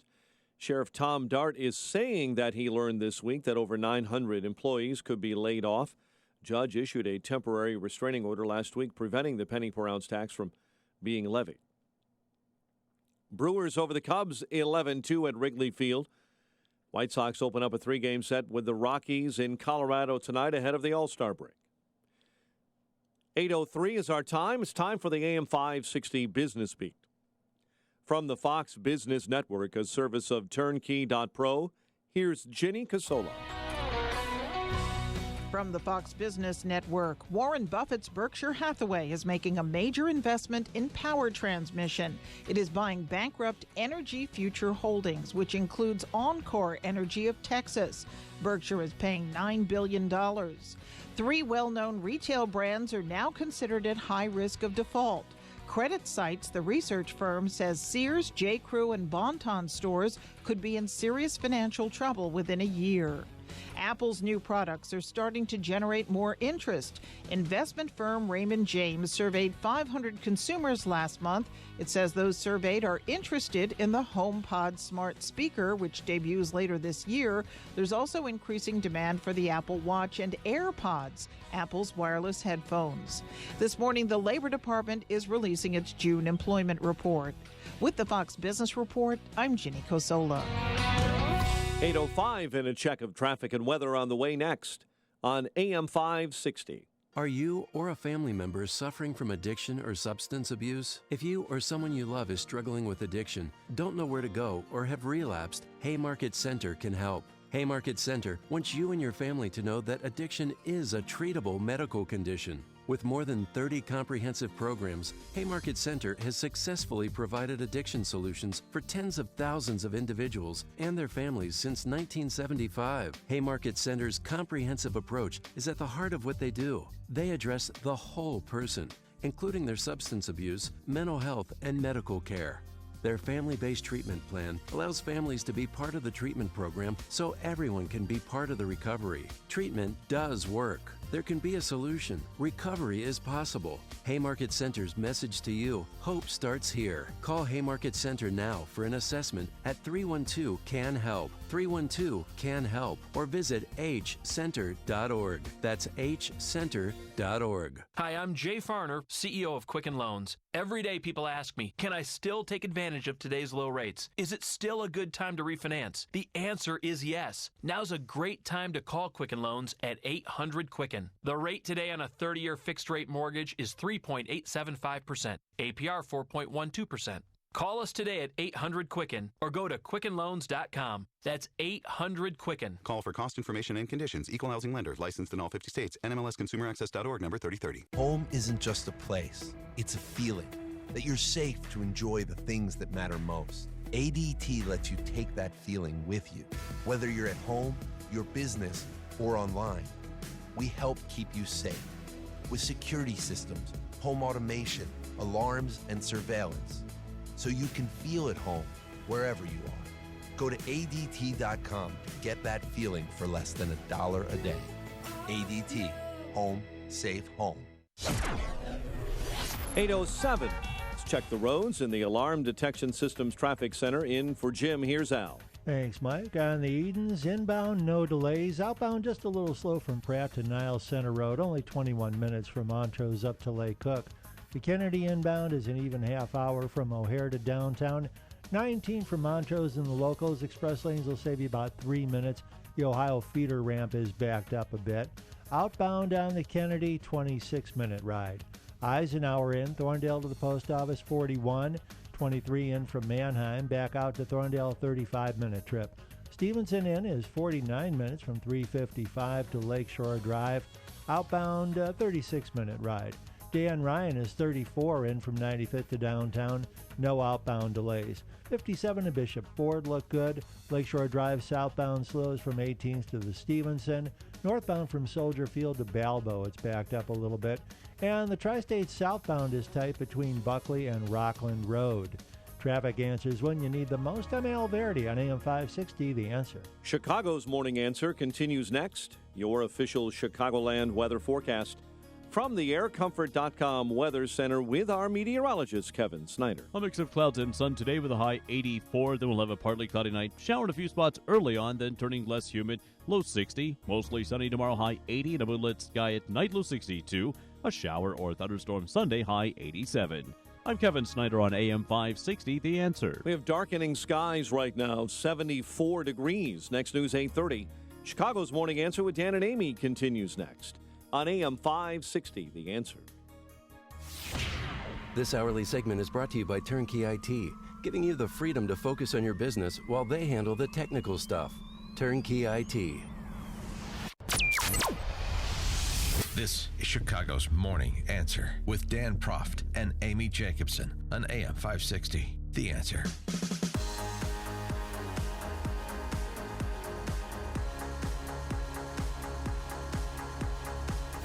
Good morning, Dan, and in for Amy this morning, Kristen McQuarrie from the Chicago Tribune editorial board. You've been reading her editorials lately on the surrender Republicans and the massive tax increase that was instituted yesterday, effective July 1. And so let's scale the conversation nationally, Kristen. So maybe there's some good news that doesn't otherwise exist in the land of Lincoln. The June jobs numbers are out, and hey, look, beat the street. 222,000 jobs created in June. Not here. No. This is a job desert. But, we'll ask Scott about that. But when you move to Wisconsin soon, then you're going to be able to participate with the rest of the country in talking about job creation and budget surpluses and so forth. Well, let's see if these jobs numbers mean anything other than a summer bubble before the looming fall correction.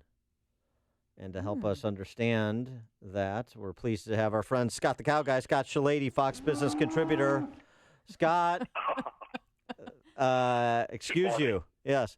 Good morning. Your code is talking. So 222,000 jobs created in June. The unemployment rate ticks up to 4.4%, but even that's good news because that means more people are looking for work.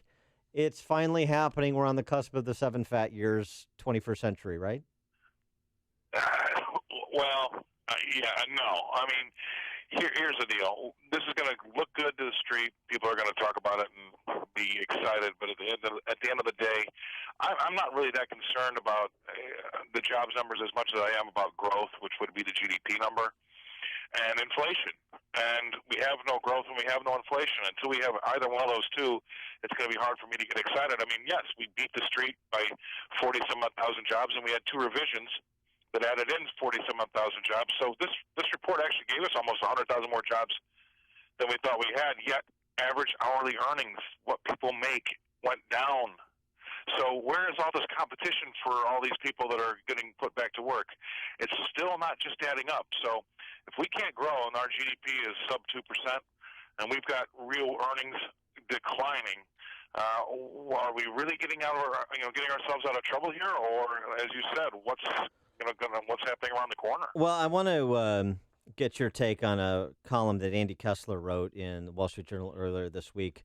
He poses the question, do we have a bull market or is it just market mania? And he essentially suggests, well, other than any signs, it could just be market mania and a substantial correction in the offing. He points to Uber being allegedly a bargain at a $68 billion valuation. He talks about shades of AOL Time Warner when Amazon bought Whole Foods for $13 billion and its stock price went up by more than that amount, or Tesla when it missed its numbers and the stock rose anyway, although now it's down 20%. Or the price of Bitcoin backed by nothing, but the faith of devotees hit $3,000 a share, tripling over a year. He's using those examples to suggest that it's more mania than bullishness based on fundamentals, and so that of the fall of a odd numbered year like 17 could be a big correction. Is that your view? I'm skeptical. I've been actually tried it because we moved in from Greenspan's irrational exuberance speech to now we're in the series, we're in irrational ignorance, right? And everybody takes that personally, and ignorance doesn't mean you're stupid. It just means you don't know all the facts. And I think that investors are now in a situation where they are irrationally ignorant. I mean, throw Snapchat and Blue Apron on that pile. I mean, Blue Apron's turned into Blue Bib overnight because everybody's got sick on themselves. But I agree with you. I think that we are now in a stage where people are ignoring the bad news. I mean, we have to grow and we have to inflate. That's how we're going to come in and support these stock prices where they're at right now. We can't go downstairs and buy a pint of lager with more consumer confidence and better consumer sentiment. That just does. You can't buy anything with that. So the rubber's got to hit the road, and I agree with the columnist because the way I see it, without being Debbie Downer or kind of Chicken Little, the sky is falling. At the end of the day, the numbers are the numbers. And yes, the jobs are better, but how come we're not having people compete for those jobs as far as wages? How come that's not coming through? So there's a lot of things here that just don't add up, and part of it is technology, and that's a whole other conversation. But the other part is that we're not measuring this the right way, and a lot of people don't feel as good as maybe this jobs number might say things are. I don't think this is your area of expertise, Scott, but do you have any thoughts on Illinois? We're sort of on the precipice. We just passed a huge tax hike yesterday, big day for the state. He used to be an Illinois resident. I know that. DePaul graduate, perhaps? Did I read? I was an adjunct professor at DePaul. Adjunct professor.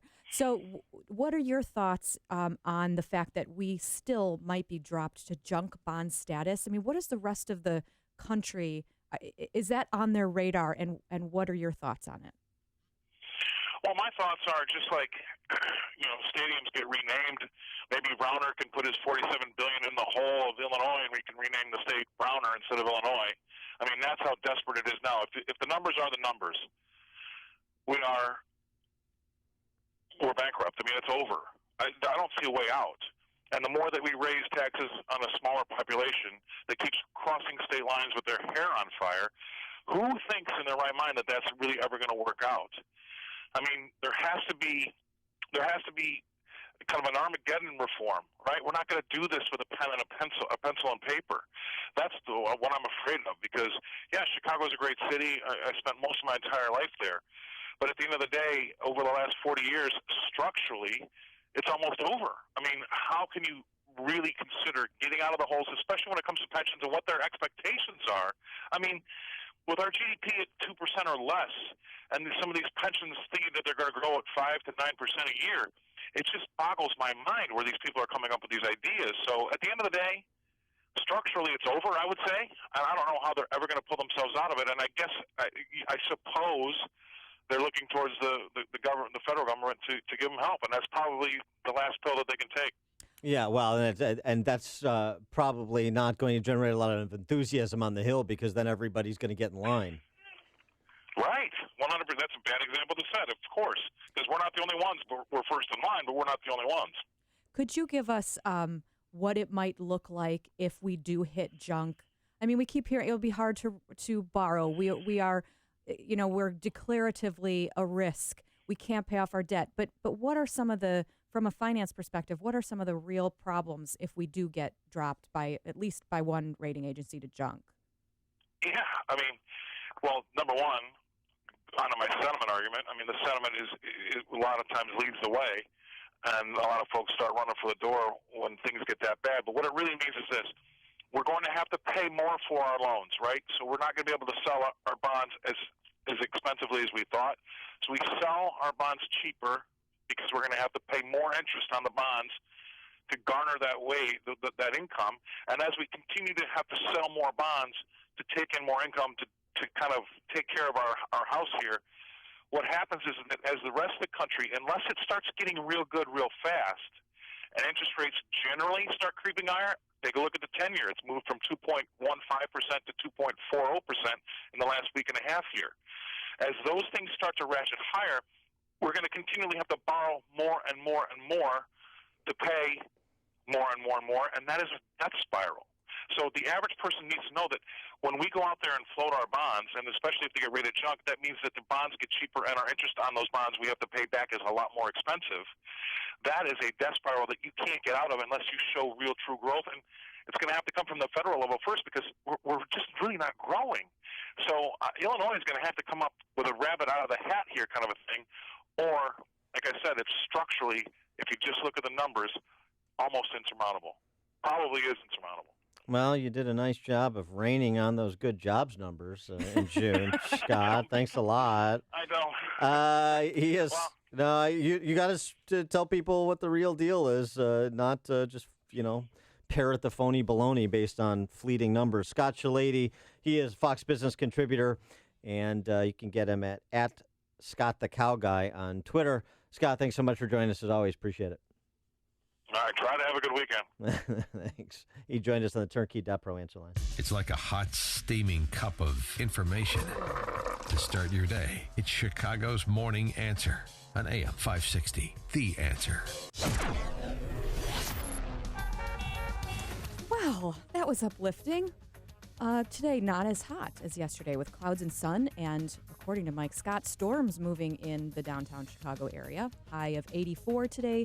Tonight, shower in spots earlier in the evening, otherwise partly cloudy and a low of 60. Tomorrow, sunny and pleasant, high of 80. Let's get a check of traffic with Al Verde. Thanks, Kristen. Dan, let's start with 80. 80 eastbound is jammed up from before Larkin to Richards, where there's a stalled semi. It's got the right lane blocked. On the Edens, inbound, no delays. Outbound, just slow from Skokie to Willow, only 21 from Montrose up to Lake Cook. Kennedy in is 32, O'Hare to downtown, 27 back out to the airport. Eisenhower in from Thorndale to the post office, 35 minutes, 20 in from Mannheim, back out is 35. Stevenson's a 50-minute drive from 355 in, and outbound, no delays. Dan Ryan in, slows in a few spots, 33 in from 95th to downtown, just 15 back down. 57 Bishop Ford, no delays there. Lakeshore Drive southbound slows Irving Park to Fullerton and from 18th to the Stevenson. Northbound from Soldier Field to Balbo, traffic's backed up. Tri-State northbound is heavy from the Stevenson to the Hinsdale Oasis and from Ogden to 31st. I'm Al Verdi in the Alarm Detection Systems Traffic Center. Your kids won't be thinking about school very much this summer, but it's the perfect time for you to think about where you'll be sending your child back to school this fall. More and more parents are thinking about private school. Maybe that's you. Well, private school has never been more affordable thanks to halfpriceschools.com, where you can find tuition vouchers for private schools across Chicagoland available at half the normal price. And you'll need that savings because of Illinois tax increases. There's no catch. Very simple. Find a school near you, purchase the tuition voucher, and prepare to send your child off to school this fall. HalfPriceSchools.com has schools located across Chicagoland, including schools in South Holland and Romeoville, Kankakee and Oak Lawn, Antioch and Elgin. But don't delay. Summer won't last forever, and school will be starting again before you know it. Visit HalfPriceSchools.com today. Many of these vouchers have already sold out, so don't wait. Visit HalfPriceSchools.com today. That's HalfPriceSchools.com. Balance of Nature's fruits and veggies. For 5 years, I was with this other company, and I tried everything, and it was costing me a fortune. And on top of that, it wasn't working. And I said, ever since I've taken this product, I have kissed that goodbye. Matter of fact, I said, this has been the first winter that I have gone through without a flu or nothing. Last year I started on the Balance of Nature. I'm telling you, it really built me up, and it really helped me. My cholesterol went down. Only after taking it 1 month, I went down 20 points. I feel better already with it. I just feel it's made my life more predictable, more useful. Take Dr. Howard's Health Challenge and find out how to get 2 free sets of fruits and veggies. We'll even ship them to you free. Call now for details. Call 1-800-2468-751. That's 1-800-2468-751. Or go online to balanceofnature.com. Use promo code Chicago. When you purchase an alarm system, you do it for one reason above all others. You need to know something about the people or property under your care. Knowing that what matters most will be looked after by professionals when you can't be there is a comforting feeling. At Alarm Detection Systems, we've learned a great deal from our decades of service. We know how to treat customers on the phone. We know that installing quality security products using certified technicians is the only way to go. We know that same-day service and local monitoring will provide the safety and peace of mind you're looking for. You no longer have to wonder if your home or business is protected by your alarm system. Know that it is. At home or on the go, the information you seek is right in your hands. It's good to be in the know. Visit adsalarm.com or call 630-844-6300. That's 630-844-6300 or online at adsalarm.com. Alarm license number 127000143. All right, I know you're bombarded with MyPillow ads everywhere you turn, not only from me, but on TV, billboards, and in print. But the reason is simple. It's the best pillow available. You deserve a restful and relaxing summer. And the July radio deal using my name, Amy, in the promo code is the best deal available. It's the 50% discount on a MyPillow 4-pack, including 2 premium MyPillows and 2 Go Anywhere MyPillows for half the price. You can move the fill to give you the exact support you need regardless of sleep position. You'll sleep deep and won't wake up to a stiff neck or headache. And our good friend Mike Lindell manufactures them in America using only American labor. You can wash and dry them. They're hypoallergenic. And you get a 10-year warranty and a 60-day money-back guarantee. So get your 50% off the 4-pack by calling 800-489-0201. Use the promo code Amy or visit mypillow.com. That's 800-489-0201, promo code Amy. If you save $500,000 in an IRA or 401k, you know it's not really $500,000, right? Because you still have to pay taxes on that money. But here's something that will shock you. Some people will pay through the nose in taxes when they withdraw money from their retirement accounts, while a smart and savvy few will legally pay far less. Could you potentially save thousands of dollars in taxes on your IRA or 401k and keep this money for yourself? Yes, you could. Learn how in a free report called 6 Ways to Tax-Free Income in Retirement from me, Tom Fortino, host of the Alpha Wealth Hour. The free report could save you tens of thousands of dollars. Call 630-873-6326. It's your choice. Pay the IRS or keep this money for yourself. Call 630-873-6326 or visit us on alphawealthgroup.com. That's alphawealthgroup.com. Investment advisory services offered through Retirement Wealth Advisors, Inc. They're here, circling over your head, and they're tracking you down. You feel overwhelmed, like you can't escape. You need a solution to get your back taxes filed, to put your life back on track. If you owe $10,000 or more, then you need someone who can keep the vultures at bay and work directly with the IRS to leverage every opportunity to settle your tax debt. Mary Karpowitz of locally owned Comprehensive Tax Solutions is an enrolled agent and certified resolution specialist. Don't let the IRS threaten you. You should never need to speak to them directly. Mary will do that. Comprehensive Tax Solutions will execute a plan that can help settle your tax problems, and they will fight for you. Comprehensive Tax Solutions can be a lifesaver for your family. Don't call a toll-free number to represent you. Call Mary, 708-478-6770. 708-478-6770. When are we back? Or go to resolveyourtaxproblems.com. Call Mary, 708-478-6770. My legs were awful. I always felt uncomfortable and self-conscious. I had never been real happy about the spider veins in my ankles and my legs. I started noticing fatigue in my leg. I was so self-conscious. Then I went to Vein Clinics of America. It's time to love your legs again. Vein Clinics of America is the oldest, largest, most experienced vein treatment center in the U.S. Using state-of-the-art laser and minimally invasive treatments, they can begin restoring the natural beauty of your legs in as little as 1 hour with no downtime, and most treatments are covered by insurance. I found the Vein Clinics of America, and look at my legs now. You just feel like, you know what, I want to do so much today. It's such a big difference. My experience with Vein Clinics of America was amazing.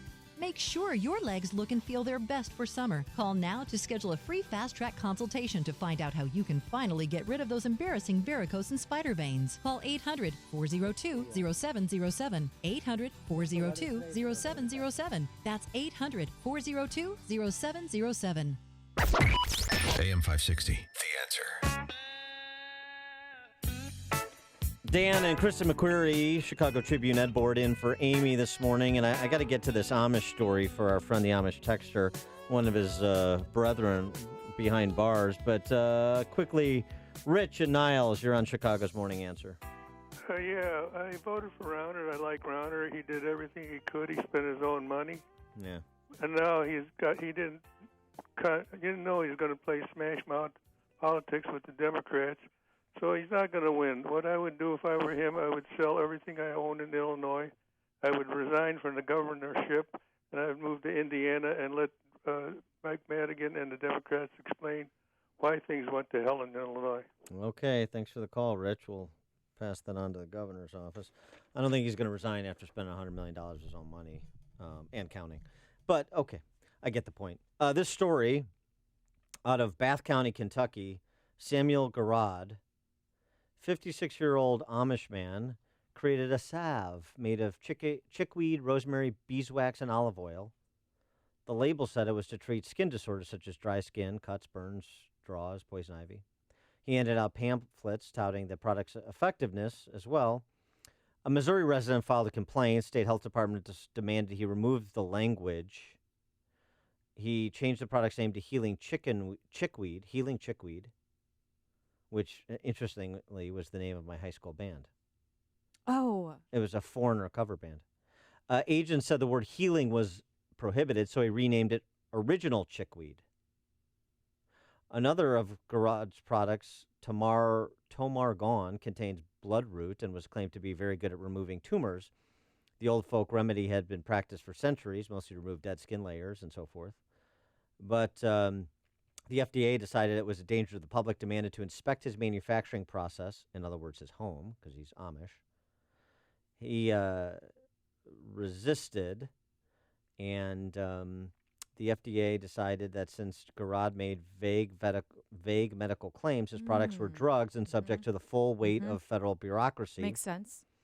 In August of last year, he missed a status hearing, which led the federal government to label him a fugitive. They arrested him at his family farm. He was held without bail as the trial proceeded. The local sheriff petitioned the feds asking why they were victimizing, this peaceful Amish guy. And local residents agreed with the sheriff. But Garad refused to submit to the federal government. I'm not a creation of state/government. As such, I am not within its jurisdiction. The proceedings of the United States District Court cannot be applied within the jurisdiction of the state of Kentucky. He said, I do not waive my immunity to this court. I do not consent. As a result, the father of 12 and grandfather to 25 has been sentenced to 6 years in federal prison, including $1,300 in fines, more than $14,000 in restitution for his victimless crime because the FDA didn't like his homemade labels. 6 years in prison. Makes so much sense. Right. They've basically labeled him a drug dealer. How ridiculous. You're going to have to take my 11-year-old daughter, too, because she likes to make masks with coffee and olive oil and, scrubs for our skin. This is about the administrative state, which is supposedly a priority of the Trump administration. This story should get more amplification so that it rises to the attention of the president, and he should step in to pardon Garad and staff up some of these regulatory agencies that still have leftist apparatchiks as holdovers. This is quite something, and it's a question about whether the Trump administration is going to be serious. I mean, if Charlie Gard understandably gets the president's attention, the baby overseas being executed by the state-run health care commissars in England, then this American who's been wrongly imprisoned should get the president's attention, too. Coming up, we'll speak more about said President Trump and his overseas tour, his speech in Poland, his meeting with Putin today when Steve Cortez joins us at 8:38. But now we check the headlines with Mike Scott. 77 degrees, cloudy skies in the Nissan of St. Charles newsroom. Nissan of St. Charles, home of the Lifetime Advantage warranty. The U.S. economy has added nearly 250,000 new jobs. Figures out this morning show 222,000 new jobs created in June. According to the survey, that's a big improvement over the 138,000 jobs created in May. The unemployment rate ticked up 0.1% last month. President Trump and Russian President Vladimir Putin sitting down for their first face-to-face on the sidelines of the G20 summit in Hamburg, Germany.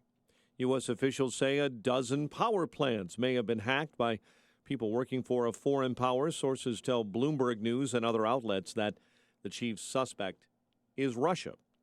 Top Republican in the Senate talking about the difficulty of repealing and replacing Obamacare yesterday. I'm in the position of the guy with the Rubik's Cube, trying to twist the dial in such a way to get to at least 50 members of my conference who can agree. At a town hall meeting yesterday, the senator also made it clear that not taking action is not an option. Two men face 36 counts of involuntary manslaughter connected with last year's Ghost Ship warehouse fire in Oakland, California. Derek Almina, Max Harris expected to enter pleas today. Illinois now has a state budget.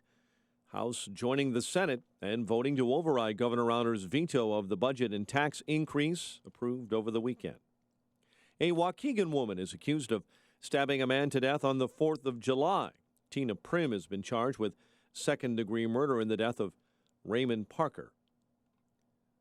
Brewers blast the Cubs 11-2. White Sox take on the Rockies tonight. The news a service of Napa Auto Parts. This month, at participating Napa Auto Parts stores, the Napa Bucket for $3.99 is back. Not only will you get 20% off 3 or more items you can fit inside, but they'll also donate $1 to the Intrepid Fallen Heroes Fund. While supplies last, exclusions apply. 8:34 and a check of traffic and weather on the way next on AM 560. This hourly segment is brought to you by Papa Nicholas Coffee. Papa Nicholas, best beans, best roast, best coffee. Yes, indeed, summertime. Another hot one. Wait, gonna be a little bit cooler today. Back to hot, gonna be windy. Maybe a thunderstorm mixed in for good measure. Up and down and up and down. The climate is always changing. Your company's heating and cooling system really gets a workout in Chicagoland. Be ready for anything this summer. Call Air Comfort and get your business's cooling system tuned up and running at peak performance. You see, the Air Comfort problem solvers can find small problems before they become big problems. Plus, proper maintenance will keep your system from wasting energy and money. Air Comfort will make sure your equipment is clean and obstacle-free. And if your chiller is about to or has stopped working, they can install temporary solutions to keep you cool while the long-term fixes are put in place. The key to keep your climate from changing is preventative maintenance, and Air Comfort can help. Schedule a comprehensive assessment of your mechanical system today. Call 708-345-1900 or visit aircomfort.com. Air Comfort, providing the right climate for business since 1935. Searching for that black box is one of the most important aspects of aircraft accident investigation. But then, of course, you gotta have an airplane crash to investigate. I get it. Wait for the crash, investigate after. Sounds a bit late for all those on board. Sad to say, the same kind of black box approach is currently being used in our healthcare system today, which means nothing more than you feeling under the weather. Then we'll study the black box, x-rays, blood work, endless streams of diagnostic testing, uncover a terrible disease that may require a treatment plan that may prove even more deadly than the disease itself. This is Dr. David Kolbaba. I'm not into crash investigation. Here at HealthQuest, our passion is prevention. Spend more time, energy, and money on true preventative health care today, or you'll undoubtedly be spending more precious time, energy, and money later on some terrible sickness or disease. True prevention saves lives, one life at a time. How about you and your life? An ounce of prevention is worth more than a pound of risky and dangerous medical care. Give us a call, 1-800-794-1855. That's 1-800-794-1855. 8:36. Let's get a check of the roads in the Alarm Detection Systems Traffic Center. In for Jim, here's Al. Thank you, Mike. On 80 eastbound, things jam up between Hobolt and Richards. That's where there's a stalled semi. It's got the right lane blocked. Route 53 southbound is tight from Rand to before Euclid. That's where there was an earlier accident, so traffic getting back to normal. On the Tri-State, southbound is heavy from the Adams to after Balmoral, where an accident has the left lane blocked, and northbound slows with a Gapers delay. On the Edens, inbound 23 from Lake Cook to the Kennedy Junction. It slows from Dundee to Tower. Outbound tight Skokie to Willow, 23 back out to Lake Cook. Kennedy inbound is 37, O'Hare to downtown, 25 back out to the airport. Eisenhower 37 in from Thorndale to the post office, half hour back out. And on the Stevenson, that's still heavy, 50 minutes from 355 to Lakeshore Drive. No outbound delays. Dan Ryan in is 33 from 95th to downtown, just 15 back down. Traffic answers when you need them most. I'm Al Verdi on AM 560, The Answer. Chicago's Morning Answer continues next. Your official Chicagoland weather forecast from the aircomfort.com Weather Center. Not as hot today. Clouds and sun mixed, high 84. A shower expected in spots this evening. Otherwise, partly cloudy and 60. And a sunny, pleasant day tomorrow, a high near 80. Your next news update is at 9. Continuous news coverage at 560theanswer.com. Chicago's Morning Answer with Dan and Amy continues next on AM 560, The Answer. This hourly segment is brought to you by The Lou Bridges Show, a show about the greatest financial crime in history. Saturday mornings at 8 on AM 560, The Answer. Let freedom ring this afternoon at 2 with Sean Hannity, right before Joe Walsh at 5 on AM 560, The Answer. Good morning, Dan, and in for Amy this morning, Kristen McQuarrie of the Chicago Tribune editorial board, and President Trump in Poland yesterday offering a speech that got very good reviews, including from Peggy Noonan, who knows something about good speech writing and writing for a great speech giver. Donald Trump yesterday in Poland talking very eloquently about the ties that bind the West, America, and our Polish allies. Just as Poland could not be broken, I declare today for the world to hear that the West will never, ever be broken. Our values will prevail. Our people will thrive. And our civilization will triumph. And the crowd, the Polish crowd, chanting USA, USA, USA during parts of President Trump's speech. Now, here, back at home in Chicago, over the weekend, we had the Islamic Society of North America conference featuring anti-Semite hate-monger Linda Sarsour as one of the speakers. And while Trump was talking about protecting Western civilization through collaboration with allies across the globe, Linda Sarsour was talking about something quite different. And I hope that when we stand up to those who oppress our communities, that Allah accepts from us that as a form of jihad, that we are struggling against tyrants and rulers, not only abroad in the Middle East or in the other side of the world, but here in these United States of America, where you have fascists and white supremacists and Islamophobes reigning in the White House. So the declaration of jihad against the fascists and the white supremacists and the Islamophobes in the White House, and that certainly would include President Trump, according to Sarsour, no question about that. And she made that quite clear. So on the one hand, you have Trump and indicating that America first isn't America alone. On the other hand, back domestically, you have the left in all of its incarnations. That's one incarnation. She's also someone that's organized these man-hating shrew marches featuring the mindless ramblings of an Ashley Judd. And Jim Acosta, representing the mentality of the D.C. press corps and the culture at CNN that we've seen on display thanks to the Project Veritas videos this week, how the employees there believe that Trump is effing crazy and that the American voter, meaning the Trump voter, is stupid as blank. Jim Acosta, his review, not of Trump's speech, but of his shot across the bow yet again of CNN. The president once again said that Barack Obama did nothing from August to November about Russian meddling. That is simply fake news. President Obama talked to Vladimir Putin at a G20 summit in September about all of this. To say otherwise is simply fake news. Barack Obama went farther, by the way, in that meeting with Vladimir Putin than President Trump is promising to do himself. He's not even promising to bring up election meddling in his bilateral with Vladimir Putin. So for the president to say, well, Barack Obama did nothing, he is at this point promising to do less than nothing on that front. The other thing that was fake news coming from President Trump is when he said, well, I keep hearing it's 17 intelligence agencies that say Russia meddled in the election. I think it's only 3 or 4. Where does that number come from?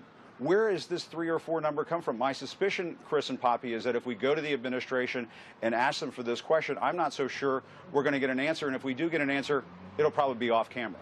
Isn't it difficult to take someone seriously named Poppy? So Acosta, the 2 points he makes, they're alleged fake news. Well, let's see. If Obama did more to stop Russia meddling in the election, then why have we spent the last 8 months talking about how Russia hacked the election? Mm-hmm. Which is it? He was effective in dealing with Putin, or he wasn't, as Democrats like Adam Schiff have criticized the president for not being. And thus Russia hacked the election, and we have to continue obsessing about this alleged Russian conspiracy with the Trump team. Acosta, you can't have it both ways, can you? I mean, he's not supposed to be weighing in to the extent that he is anyway. He is clearly thinks the Trump administration is abhorrent. It comes through on all of his reporting. That's why you've seen such a backlash from people who, trusted CNN source. No. And he's wrong about the federal agencies. Now, are we going to see a correction? Do broadcast outlets actually follow up and correct the record? Not usually. Well, because he was wrong about that, and Trump was right. It was 3 to 4, and that's been fact checked. Yeah, and AP and New York Times have both issued corrections on the topic. So where does he get the number, Mr. Acosta? Maybe Poppy could tell you that he gets the number from the corrections that were issued a couple of weeks ago by the Associated Press. You've heard of them. And the New York Times. I'm glad we could clear that up for Jimmy Boy. For more on these topics, we're pleased to be joined by our friend Steve Cortez, a Fox News contributor and former head of Donald Trump's Hispanic Advisory Council. Steve, thanks for joining us. Appreciate it. You bet. Good morning, Dan and Kristen. So what about Trump's initial offering in Poland and then moving on to Hamburg for the G20 and this all-important meeting with Putin? What do you hope he gets from this trip generally and from Putin specifically? Sure, you bet. If I may, though, just quickly preface regarding CNN, because I'm glad that you talked about Jim Acosta.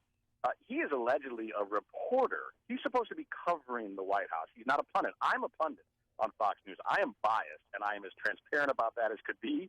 I'm a Trump partisan. Doesn't mean I always back him, but I normally do. I'm supposed to have a strong opinion and voice it on air. Acosta is allegedly a journalist, and he rarely acts like one. So I just want to point out that duplicity. Yeah, I reject that allegation.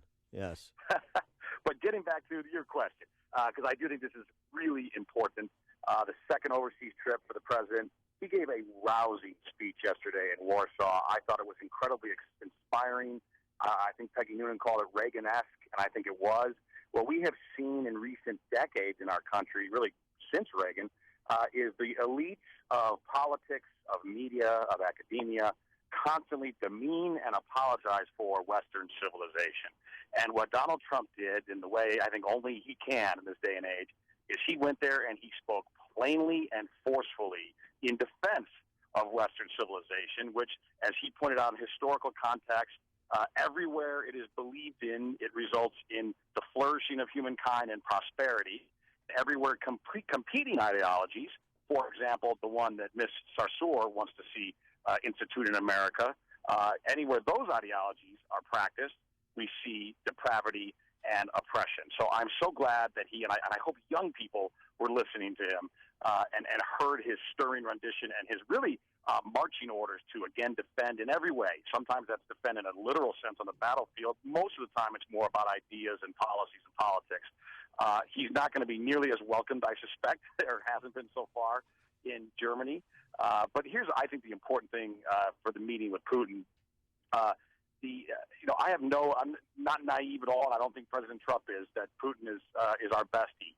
I don't think we're going to be exchanging Christmas cards with Vladimir Putin.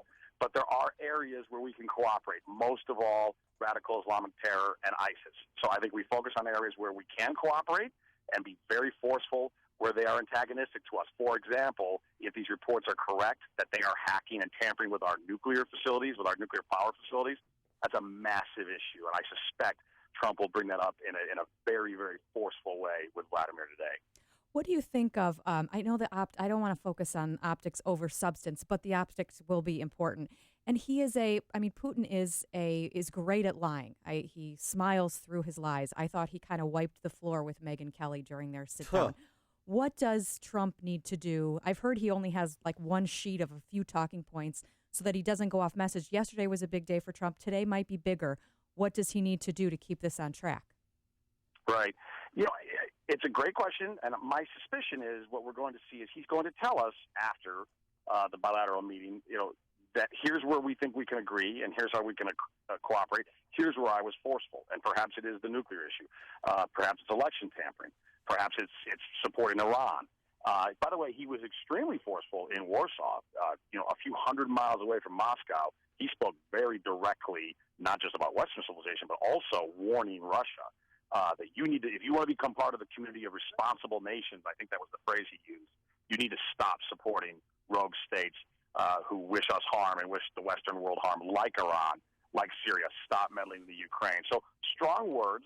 I guess what I would like to see most today is him to tell us how will he back those words, because Russia, like most dictatorships, generally only responds to threats and at least the possibility of real actions, not just cajoling and persuasion. So My guess would be what he'll say is sanctions can get tougher if they need to. We don't want to go that route. We want to cooperate with you on ISIS. But if you're hacking our nuclear plants, if you continue to support Iran, you may become more isolated in the international community, which is something that they can't afford financially. Yeah, and he can leaven the conversation with the kind of back and forth exchanging Megyn Kelly stories too. I think to just kind of mix it up. Let's switch to the domestic front, because ultimately his success or failure with his domestic policy agenda is going to spell the future for both the president and the Republican Party. And I got to say, the Republican Party on the Hill starting to kind of feel a little bit like the Republican Party in Illinois, where you've got an internal problem of a segment of the party that wants to be co-opted by the other side, that wants to surrender to the other side. The only difference is they're surrendering from the majority position, which makes it that much worse. And I speak specifically of the resistance to Medicaid reform as part of Obamacare replace, and Mitch McConnell now suggesting that they may have to work with Democrats and compromise on things like the Medicaid expansion under Obamacare in order to get a replace out of the Senate. Right. No, sadly, Dan, I couldn't agree with you more. The Republicans on the Hill don't realize if this were a poker match, I mean, they're holding a straight flush, right? I mean, the American people gave them those cards and entrusted them with those cards, but they play their hand like they have a pair of eights. And it's ridiculous. I think some of it is just incompetence. I hope it's not a more nefarious wish to maintain the status quo, but I suspect it might be.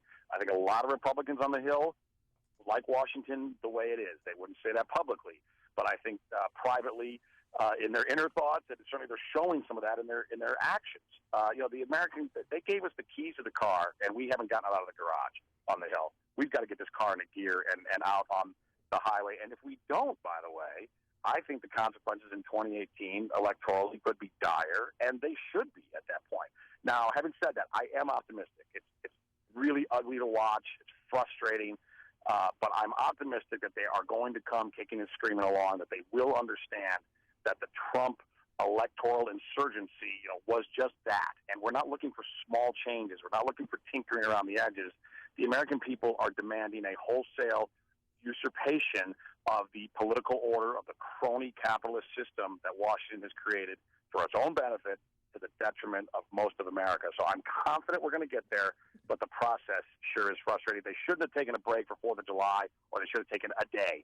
And if they don't get this done and they take a break for August, I think that would be an outrage, and I will be the first one saying all of those Republicans should be ashamed. He is Steve Cortez, Fox News contributor, former Trump Hispanic Advisory Council head. Steve, thanks as always for joining us. Appreciate it. Thanks for having me. And he joined us on the Turnkey.pro answer line. If you're talking about it, Dan and Amy are talking about it. It's Chicago's Morning Answer on AM 560. The Answer. Sheet metal is a big part of commercial and industrial facilities. Look around your business and you'll quickly notice how many components use sheet metal. From fan systems and hoods to machinery guards and much more. For top quality sheet metal work, get to know the pros at Vans Industrial. Hi, I'm Dave Van Camp, owner of Vans Industrial. Vans Industrial is an industrial sheet metal contractor that can fabricate all types of alloys up to 1-inch plate. We perform jobs including chutes, hoppers, stacks, siding, and dust collection. We work in material handling facilities including steel, chemical, agricultural, food processing plants, and more. Vans Industrial can also design and perform the engineering for a complete turnkey installation. Our quality work is installed by trained mechanics who will work closely with you to make sure the job is done right. Call 219-931-4881 for a free inspection of your facility. Interested in what else they do? Visit vansindustrial.com. That's VANS industrial.com. Quality craftsmanship since 1964. You are about to hear from Dr. Douglas Howard. After 20 years and tens of thousands of success stories, Balance of Nature is still the only pure whole food supplement available. Balance of Nature has served more than 500 million servings of fruits and vegetables. Don't accept imitations, copies, or substitutions. Our success stories are unique to Balance of Nature's fruits and veggies. You'll know you have the real thing when you open the bottles and see, smell, and taste real produce. It is worth every penny I pay because they really have made such a difference in my life. It is making me feel a whole lot better. Even my doctor thought it was a good product. Take Dr. Howard's Health Challenge and find out how to get 2 free sets of fruits and veggies. We'll even ship them to you for free. Call now for details. Call 800-2468-751. That's 800-2468-751. Or go online to balanceofnature.com. Use promo code Chicago. Americans have the right and advantage of being armed, unlike the citizens of other countries whose governments are afraid to trust the people with arms. James Madison, Federalist Papers. Our founders recognized that the common individual needs to be trusted, but with trust, there must be common sense and personal responsibility. This is especially true of handguns. If you've been thinking of making a purchase, visit the Range at 355.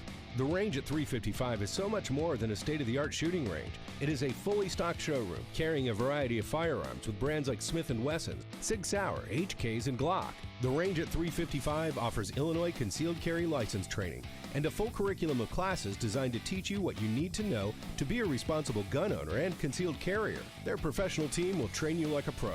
Founded by patriots like you, providing professional guidance and courteous instruction. Trust your skills to the pros at the Range at 355. For range hours and class info, visit range355.com. Range355.com. Signature Bank is Chicago's fastest growing independently owned business bank. It's a bank where relationships still matter. Signature Bank knows your name and your story. I'm Dan Proft, and I know this because Signature Bank is my business bank. Do you know your bank's fraud tolerance? I'm Ann Dollagall, Treasury Management Executive. At Signature Bank, we have zero tolerance. While some of the big banks may write off smaller incidences of fraud, we use a multi-layered approach to fight fraud before it happens to our customers. There's been a record number of businesses hit with payments fraud this year. Keeping your business assets safe is our top priority. We are trained, and we will train you to recognize potential wire fraud threats and business email compromise scams. Call us today to find out how Signature Bank can work with your business to fight fraud. Signature Bank is looking for their next success story. Learn more about turning your business vision into reality. Visit signature-bank.com. Signature Bank, helping local businesses succeed. Member FDIC, Equal Housing Lender. If your roof is needy, if your roof is leaky, call Grumweedy. If your roof isn't right after it's stormy and shingles are curly, call Grumweedy. If your roof is looking needy, call Crumweedy. This is Mark Olson of Crumweedy. And I'm Greg Olson from Crumweedy. We are a third-generation family-run business. We've been doing Chicagoland roofs since 1953. You really can't do that unless you do really amazing roofs. We share the same conservative values as you, and we really want to do your roof. Here's what you can expect. First, no high pressure. You make the choice. Whatever option you choose, count on getting a roof that lasts at a fair price. You see, application is really the key. We follow the manufacturer's specifications so your warranty is intact.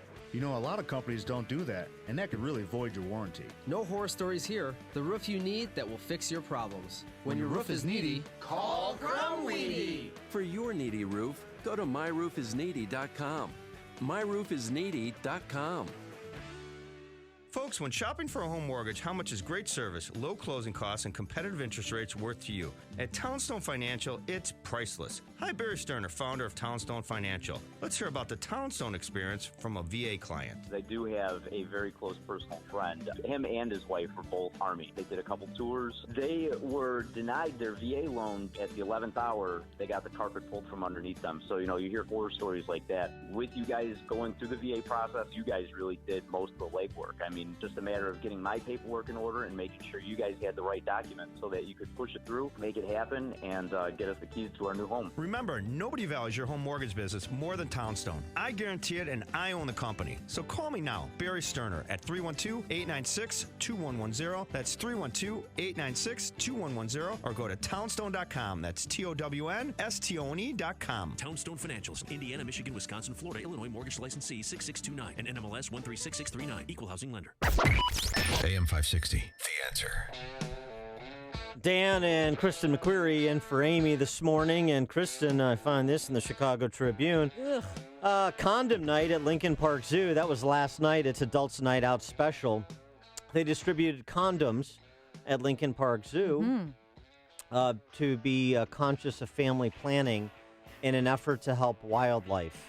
Yeah, that feels like a stretch. Said some neo-Malthusian goof, Sarah Balali, a population and sustainability intern at the Arizona-based center, the Center for Biological Diversity. This was at Lincoln Park Zoo, though. It was Yeah. adults' night out. So then do you take the condoms and, like, go in the primate house? Or You take the condoms and then you repeat the chants, wrap with care, save the polar bear. This feels like a swingers event. Before it gets any hotter, remember the sea otter.